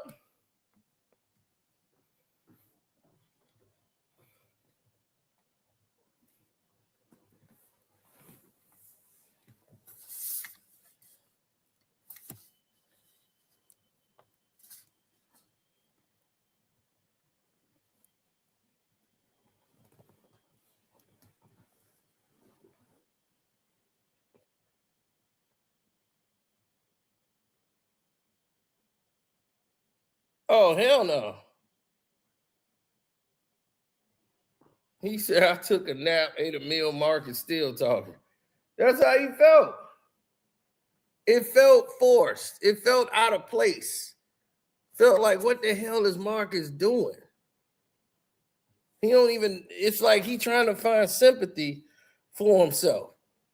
I'm like, dude, you need to find a new stick, a comedy writer, and write some jokes, some real jokes, better jokes, any joke.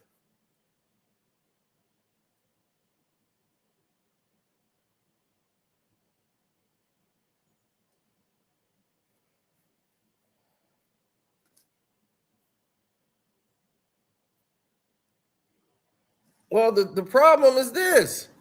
You have all these other people getting involved when it didn't need to be. You were in the middle of it. He was in the middle of it the whole time. Talking about, I wasn't in the middle of nothing. Yes, you was. Yes, you was. Don't lie. Yeah, get Wanda Sykes to write some jokes for you. She'll help you out.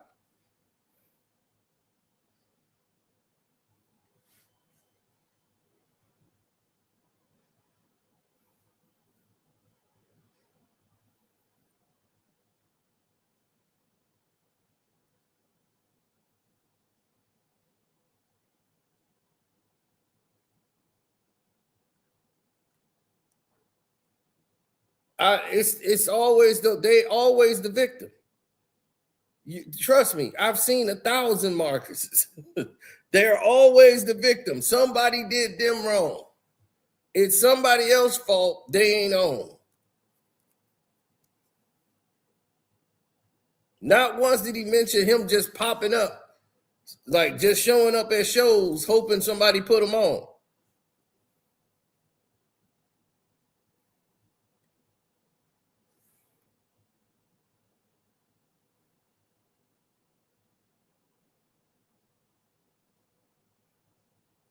Brazil is one place.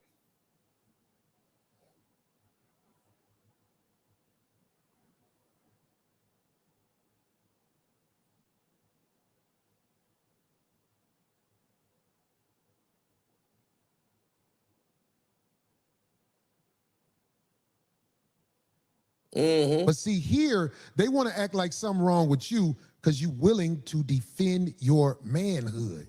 And anybody who feel like I got an issue because I'm defending my manhood, motherfuck you. Get the fuck away from me. And that go for any motherfucker that thinks something wrong with me. Get the fuck away from me then. But the reason you don't get the fuck away from me, that's what you need to tell the people. Instead of fucking criticizing the realest motherfucker you ever met, tell the people why the fuck you ain't got the fuck away from me. I'm talking to any nigga out there. Because all them motherfuckers get the fuck away when they realize they not gonna get what the fuck they want from me. That's any motherfucker I know. Because they try to bend me and get me to be what they want me to be. And most of the motherfuckers ain't never got nobody to be in and be what they want them to be. Especially the bitches out there I fuck with. Do you know how many bitches try to make it seem like I need to do this for them to do that? I'll be looking at them bitches like they stupid. I got to do what? And then you would do this. I failed for that one time. I got married. Never again. Bitch, you gonna show me who you are, and I'm gonna watch who your funky ass is, and I'm gonna make an educated decision on what to do and who to be. And when I say bitch, I ain't just talking about women. Because there's been plenty of niggas around me who motherfucking thought they was gonna be able to duplicate what I do and it's gonna pay the bills. No, nigga, you ain't me. It's niggas online telling me what I need to be doing with my money. Or I ain't got no money. Nigga, if you don't get your cake ass out of here, acting like, I root for him. And I know you don't, bitch, nigga. You got my name, my face on your page. Your name, your face ain't on my page, nigga. Matter of fact, hey, what do you call this shit? Thumbnails? Don't put that hoe ass nigga on no thumbnail. Erase that hoe ass nigga. That nigga's a bitch. He got mad because the heat got hot and left like a bitch. Just like when I'm arguing with bitches, they just walk off like that. Because I said, I ain't worried about outside. We both got to walk out that door. I love to walk outside the door, but I wasn't finna stop my show to walk out the door. But that nigga made sure he wasn't walking out that door with me. He made sure he ain't say nothing about Caucasian male, and he made sure he kept his motherfucking shit on himself to a minimum. I'm a C student. Nigga, you's a lame who will get your ass whooped if you ain't got a nigga with you, and you got one nigga with you, and that nigga who with you, that nigga didn't want it, and that ain't me dissing that nigga. That nigga was like, man, I hope this shit don't turn into what the fuck it look like it's finna turn into. You ain't even got a motherfucking soldier with you, nigga.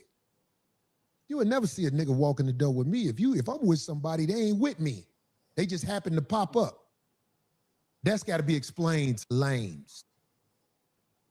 I have a nigga shadowing me. I ain't finna have no nigga. What is one nigga gonna do when it's a whole motherfucking mob of niggas out here? You put that nigga in danger. I see somebody say, Corey, tough now. Shit, nigga. You see I switch seats, bitch, nigga.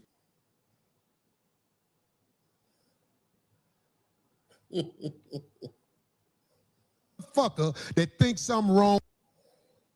So that statement right there answered all 1 hour, 2 hours of Marcus's bullshit. Once you saw you ain't finna get what you thought you was gonna get over here, now you ain't got to come up there no more. I sense you ain't want me around no more. Why was that? What gave you that impression?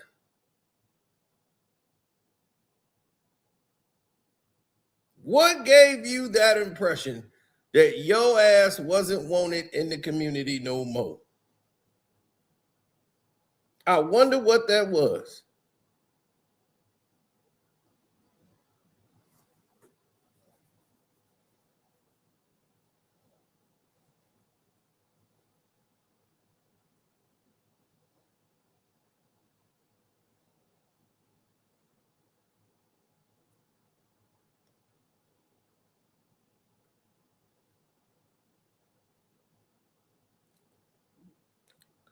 No, see, y'all don't understand what he said. That's for all y'all. He was dissing Anton. He dissing all of them. You just catch Anton. You didn't hear it. Talking about I ain't got no money and all that. It was a shot for all of them that was criticizing.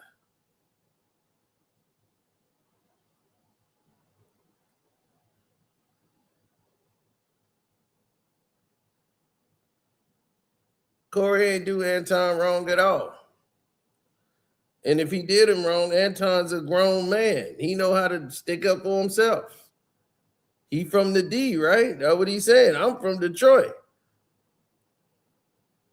You don't say I'm from Detroit and run to the courts talking about mental health. That's a terrible analogy there, champ. I'm from Detroit. My physician said my mental health is acting up. And my kids. I don't know what I'm gonna do. That ain't Detroit, dog. That must be the new Detroit. I don't know what that is.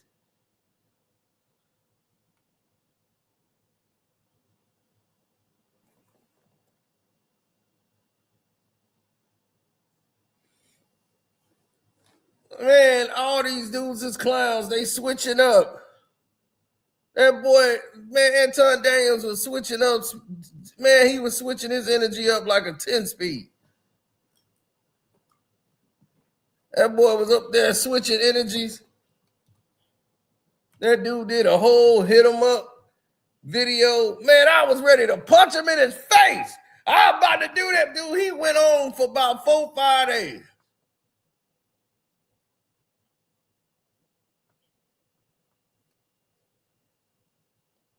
He went to Cranbrook. That's a private school.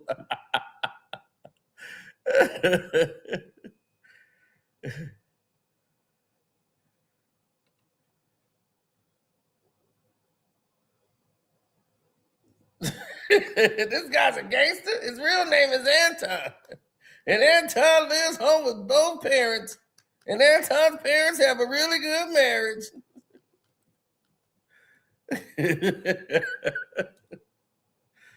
Oh, man.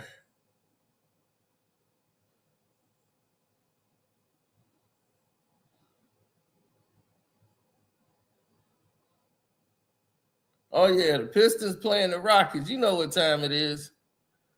It's our second time. Yeah, the Twins are going to see each other again. I think we kind of got the best version. You know, his brother was touted to be the best offensive player, but we got the best defensive player out of the Twins. He's not going to sue. Anton Daniels can't sue. because he doesn't have a case.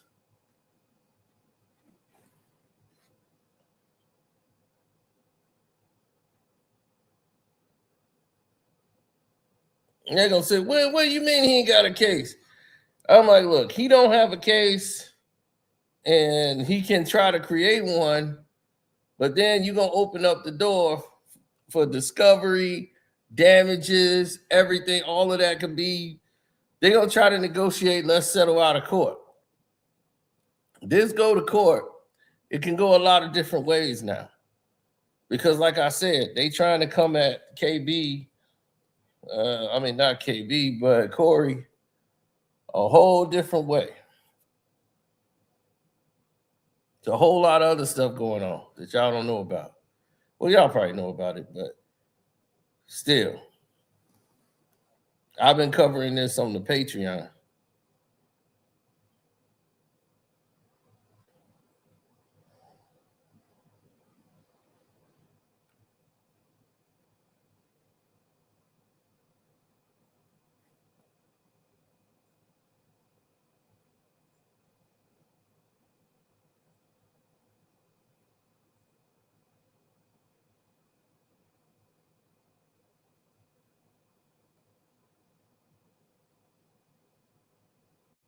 I do that. Told her that she was gonna be on the show. Don't be blushing. No.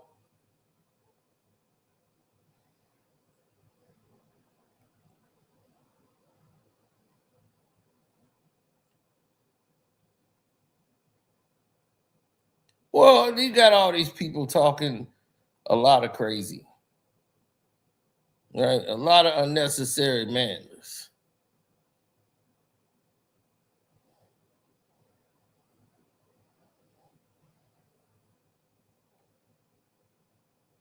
That's what I call it. A lot of unnecessary madness, man.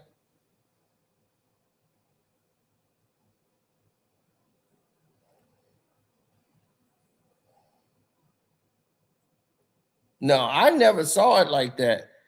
They said that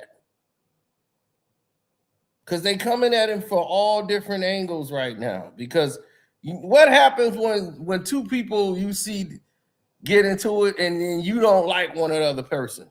Then everybody who don't like that one person they don't like, they all jump in.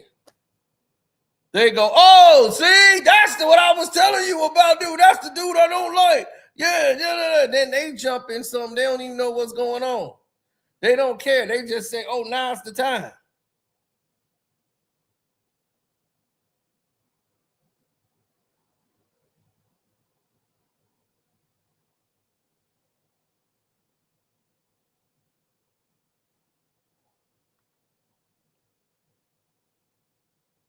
Yeah, exactly. They all jump in because they think it's the time. Let's get it.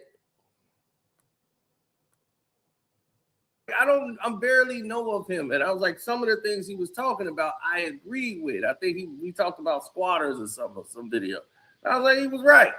Then when he was talking about Gil and all this stuff, I'm like, but I'm not somebody that watches his content constantly. I mostly hear about him sometimes from KB. But I'm like, this is an incident we reporting on what's happening. And I'm like, this ain't got nothing to do with us. So I'm like, I'm somebody who is familiar with his content because he gets into politics and stuff like that, and we share some of the same opinions on some of that stuff. So this is not me coming from a hateful position. And plus, I've seen the way he handled the situation with Gil. Gil was talking about my children. Gil was talking about my deceased mother. Gil was talking about all these different things, and guess what he said? I like Gil. Yeah. So if you're gonna call people Neanderthals and you're gonna place yourself above a person intellectually, and you're saying that you're just a better overall person, then shouldn't you act a certain way when you're engaging with those people? Yes. Or if don't get into the water with sharks. I mean, this man is a comedian. That's why I told him. I was like, dude, this is a comedian. None off grounds for comedians. None out of bounds. I'm like, dude, when you was in school, they had everybody do the dozens. They making fun of people mama 24/7. I mean, your mama jokes was flying around all 24/7. They was like, man, yo, sister teeth so yellow, boy, I can't believe it's not butter. No, they would dish you. They would dish you all the way to the end. They'd be, man, your sister got 2 feet growing out her titties. The bitch fell down and kept running. I'll be like, they will talk about your entire family tree. There was nothing off limits. So now he just was trying to have smoke with everybody. When I first went viral, it was plenty of comedians came at me. Godfrey, all of them. Do you think I responded to Godfrey in a way that like I was going to joke with him? Hell no. Right. I'm not going to joke with somebody that do this by trade. Are you crazy? I'm staying in my lane.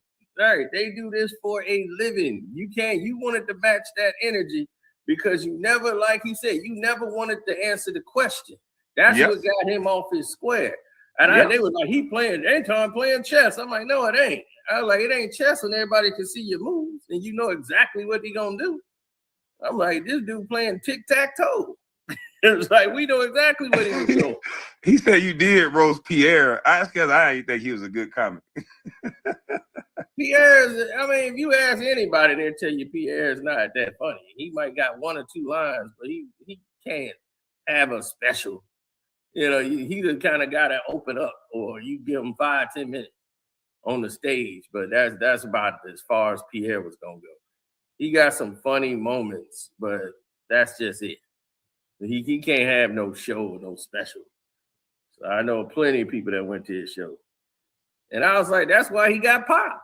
Because I mean, Pierre's got that light skin tendency. You know, he started bouncing off and going crazy. He even joked about it. That's how he got shot, running off at the mouth. He was like, I was talking tough, man. I was talking bad. And that dude popped me right in the leg. I was like, yeah, that'll do it. But he ain't let nobody punk him, though. Yep. Yeah. Hey, they act like somebody gonna put on their tombstone. He has lied to dudes that match energy and didn't let nobody punk him. Yep. But sometimes the best thing to do is just leave well enough alone. That's what I said. You better leave that boy alone. You don't want to get that boy gone. As I was saying, man, Corey, I was like, dude, you got to understand. Corey done been in fights. People done tried to fight Corey at comedy clubs. It's been all kind of crazy. He got to deal with that.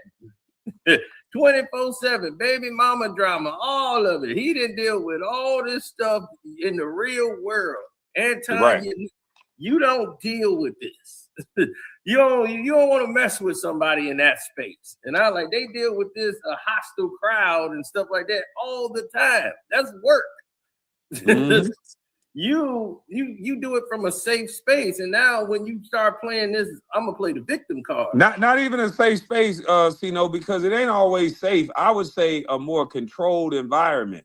Because a studio and stuff like that ain't the streets. That's a controlled environment. But if they walked outside, it still could have went bad, you know, if somebody would have pulled out a gun. Yeah, but he had his bodyguard with him. They wasn't gonna do that there because they had too much to risk. And he knew that. That's why he But guess what though? In California, a lot of people think that they done pulled up at the Beverly Center and done dealt with some people in front of that. So it ain't always gonna be. You can't always go off in California about thinking just because you got security. They'll run up on you 40 deep in LA with your security. They don't care. Some of that stuff that Whack 100 be talking about when he say they'll pull up 40 deep, they be having to get the riot squad. I done seen it. You tell the wrong guy you can't get into the club, and it's a celebrity star-studded night, and they get offended because they somebody high ranking. They'll send 40 crash outs to rush the door. And they'll shut down the party. They'll have to get the riot squad and helicopters to deal with these guys. LA is a different animal, man. I'm telling you. Yep. And that's why I don't like LA. I don't like LA at all. I do not like going to LA. I was like, I didn't like the vibe. They was like, man, you ain't been to the real LA. I'm like, man, I done been all over LA and don't like it. I like it's just not my vibe. I like San Diego better. I like Diego. LA just not my vibe at all. But yeah, they got their own rules, and that's why I say Anton and the guys that follow Anton, you just got to be smarter, because you can think that you dealing with one person, especially out there in LA, especially out there in Arizona. You hit the wrong person. You might hit the mafia's kid. You might hit somebody that's the son of a big gangbanger. You never know. You win that battle right there, but you done stepped into that quicksand, because now everywhere you go, you got to be on point or it's over with. yep. And just like this possible lawsuit crap that they talk, he don't have any grounds. He can't sue. I'm like, if he sue, it's gonna be a PR nightmare for him. Two, if he does take that route, Corey never mentioned the girl's name. He never mentioned the daughter's name. And then the picture that he showed is a public photo.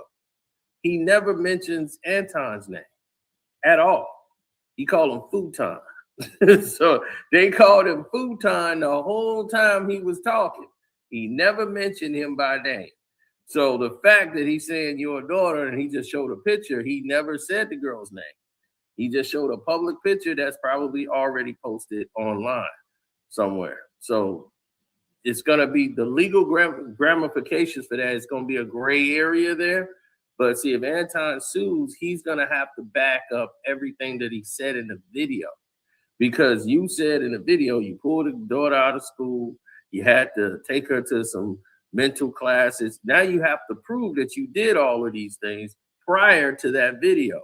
So you can't go and decide, I'm going to file a lawsuit now and then try to settle it out of court or something, because the defense lawyer are going to go to see, they're going to talk to the principal to see that you did pull that kid out of school at that time. They're going to say, oh, the wife took her to therapy class. Who's the therapist? We're going to interview the therapist and see what happened there. When did the session start? Now, if the session starts way before and you made the video saying that your wife had already did this, you were lying. So he really don't want to go down that road, because your daughter is old enough to take the stand. She's over 10. She's old enough to get on the stand. So do you want your daughter on a stand? You're going to put your family through a whole bunch of stuff. Plus, your wife already made a video. You should be mad at your wife for making that video talking about you like that. With that grandma wig on, that passed down wig. That wig looked like it's been passed down through her great grandma used to wear that wig that she had on in that video, saying you got multiple personalities.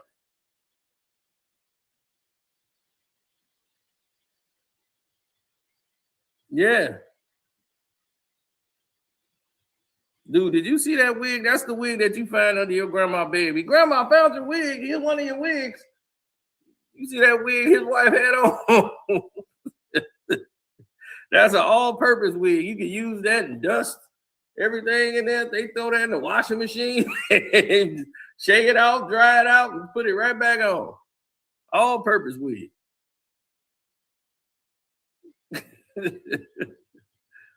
Yeah. I know. Yep, crazy time. I know that, man. He need to be mad. She was up there talking about, man, you don't know which Anton you're gonna get. He just go from 0 to 100, just get mad out of nowhere, and he's a whole nother person. I'm like, well, damn. I'll be more mad at my wife than Corey Holcomb. I'll be mad at my wife for making a video like that. Like, what the purpose of you making a video like that, talking about me like this? Right. Oh my God. You talking about that video? Yeah, with the wife. Man, that was the dumbest shit I ever seen in my life. Hold on, let me put an overlay up because somebody in the background. Hold up. Let me put this overlay up. I don't know who this is. But yeah, that was the dumbest thing in the world with that. Why would his wife say that about him? That's what I'm saying. That's what I'm saying. He need to be mad at her. Now, I told you about that wig she had on. I told her that was her great grandmama wig she had on her head. Shit. And guess what? He can't say it's wrong to talk about his wife because with the Israelite guys, he called their wives ugly and stank. Yep. He definitely did that. So your wife in the game too. So there's no excuse. But that whole his wife seemed like she was trying to tell somebody something. He got multiple personalities. I'm like, wait a minute. Why his wife is basically saying he like a schizo. Yeah. So that they will definitely play that video in court if he try to sue. If he try to sue, they definitely would play that video in court. And once they play that video in court, that's what I'm saying. He ain't gonna want to go through that process. That process will be hell. Because Corey who's Daquil? We got Day something up here. Daquil. How y'all doing, fellas? Good. What's going on? It's good. So is Anton really suing? It sounds like it, but we don't. No, he hasn't. He's saying he's considering his option. My opinion, his move is to do the threat of suing. This was just his response. But y'all see how hypocritical that sound? Saying you would beat up somebody and then when they put up a picture, you sue. So imagine if Corey would have hit him. This was his plan all along, I guess. Yeah, that's true. So Corey did the right thing.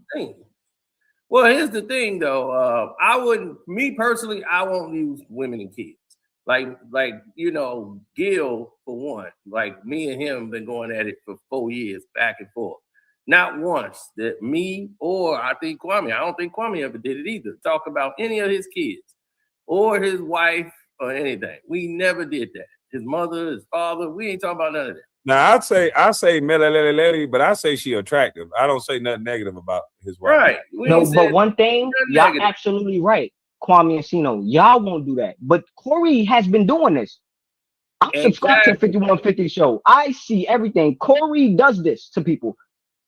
He brings up. Let me ask you this. Let me ask you this, young blood. If Anton studied Corey, would he notice that he does this type of stuff? That's what he should know. Exactly. If he studied him, but my thing is, don't threaten to fight and go outside and then you sue over pictures. That's like it don't seem right. It seemed like you wanted him to fight you, so when he fought you, you could do this all along. Sue him. This is corny. And to all the detractors saying, "Oh, Corey got owned and all that." Look what Anton's doing. I'm glad Corey didn't fight that man.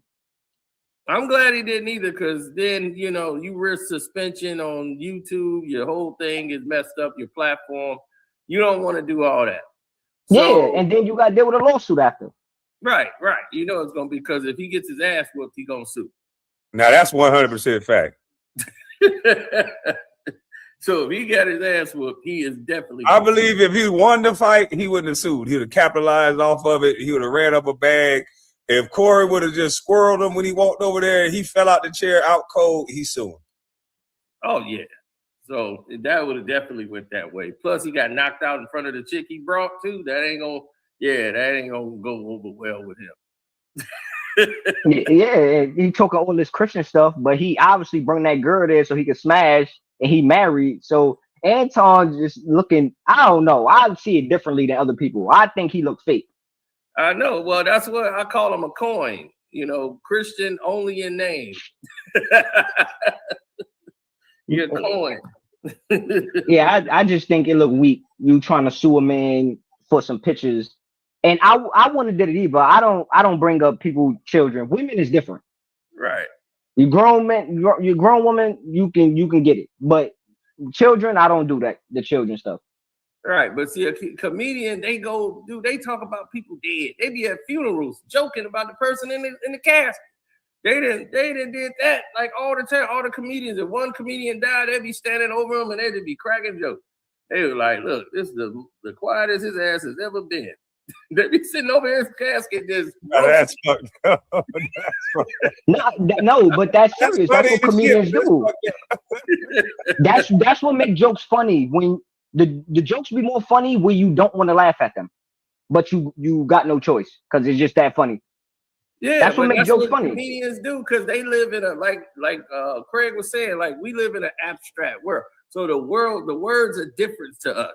Like we throw words back like all the time. That's what Craig said. So he's like, he don't understand it because he's not a comedian.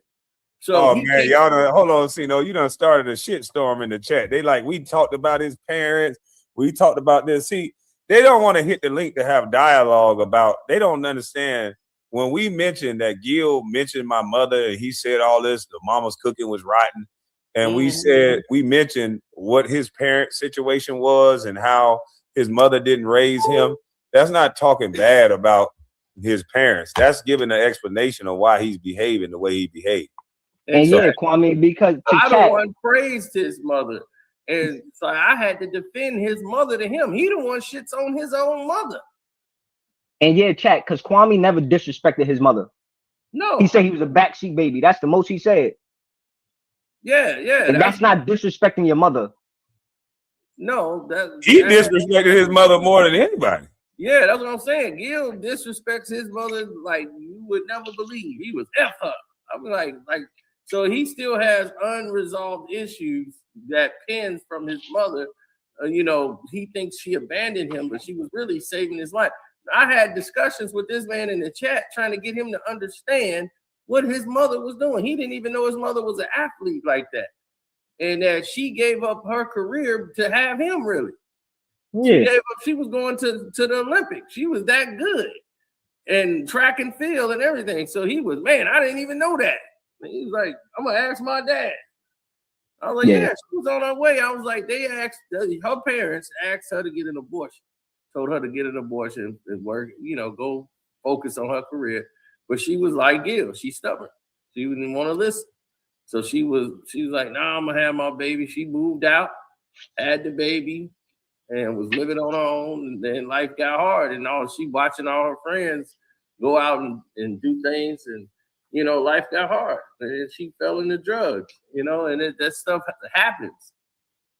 And chat, stop bringing up Gil. This is not a free clout channel. We're not giving him no energy. We're not even trying to bring him up. Right. It's about Corey and Anton right now. Yeah, we're not talking about Gil. And the bad thing about Anton is that's exactly what I was about to come off camera, mute and say. Thank you. Yeah. So all that Gil talk. Yeah, and about Anton here's the thing. Once the show was over, he couldn't wait to go live again and talk gangster. He was Machiavelli, Anton, right after the show was over. When he was talking to Yuck Mouth? Oh, yeah, he was gangster. Yeah, we could have went outside. I was right there. I'm like, yo, let's go outside. He ain't want it. He was shaking. I was this man out of mouth. Do this. I like, dude, you talk. He said I would have beat the shit out of Corey. Yeah, that's what he's saying. I'm like, dude, so you can't really sue because you sitting there antagonizing him after the show. So now that Corey comes back to respond to what you was just saying to him right then and there, talking about you finna do this and all that. That's what Corey said. You know what? Thank you for not beating my ass. All right. You want to do it that way? But he never even mentioned your name by name. So by law, when you try to sue, he never mentioned your daughter's name and he never mentioned your name. That's gonna mean something in a court of law. And not even that, even with the shaking part, like if y'all ever been real mad, you shake because you trying to stop yourself from doing something. Oh yeah, that's adrenaline. That's adrenaline. Yeah. Some people like me, that happens with me a lot. My adrenaline gets so pumped, I'll be ready to go, take off. I'm like, I done got so mad I was shaking. That don't mean I'm scared. That just means like I'm trying to control my emotions, but I really can't. Man, I know grown men that'll cry and beat your ass. That don't mean nothing. Yeah, that's what I'm saying. That don't mean nothing. You shaking. Like, Anton, stop. But y'all gotta hear how Anton give it up when he talking about someone's wife and someone's kid. So let's toggle over to my other channel. Let me end this one because it was such a long gap that I wasn't talking. Let's go over to my other channel. I already got the video queued up, and we can go over that video real quick. You dropping the link in that other channel? Yeah, I'll drop the link over there. I bet. All right.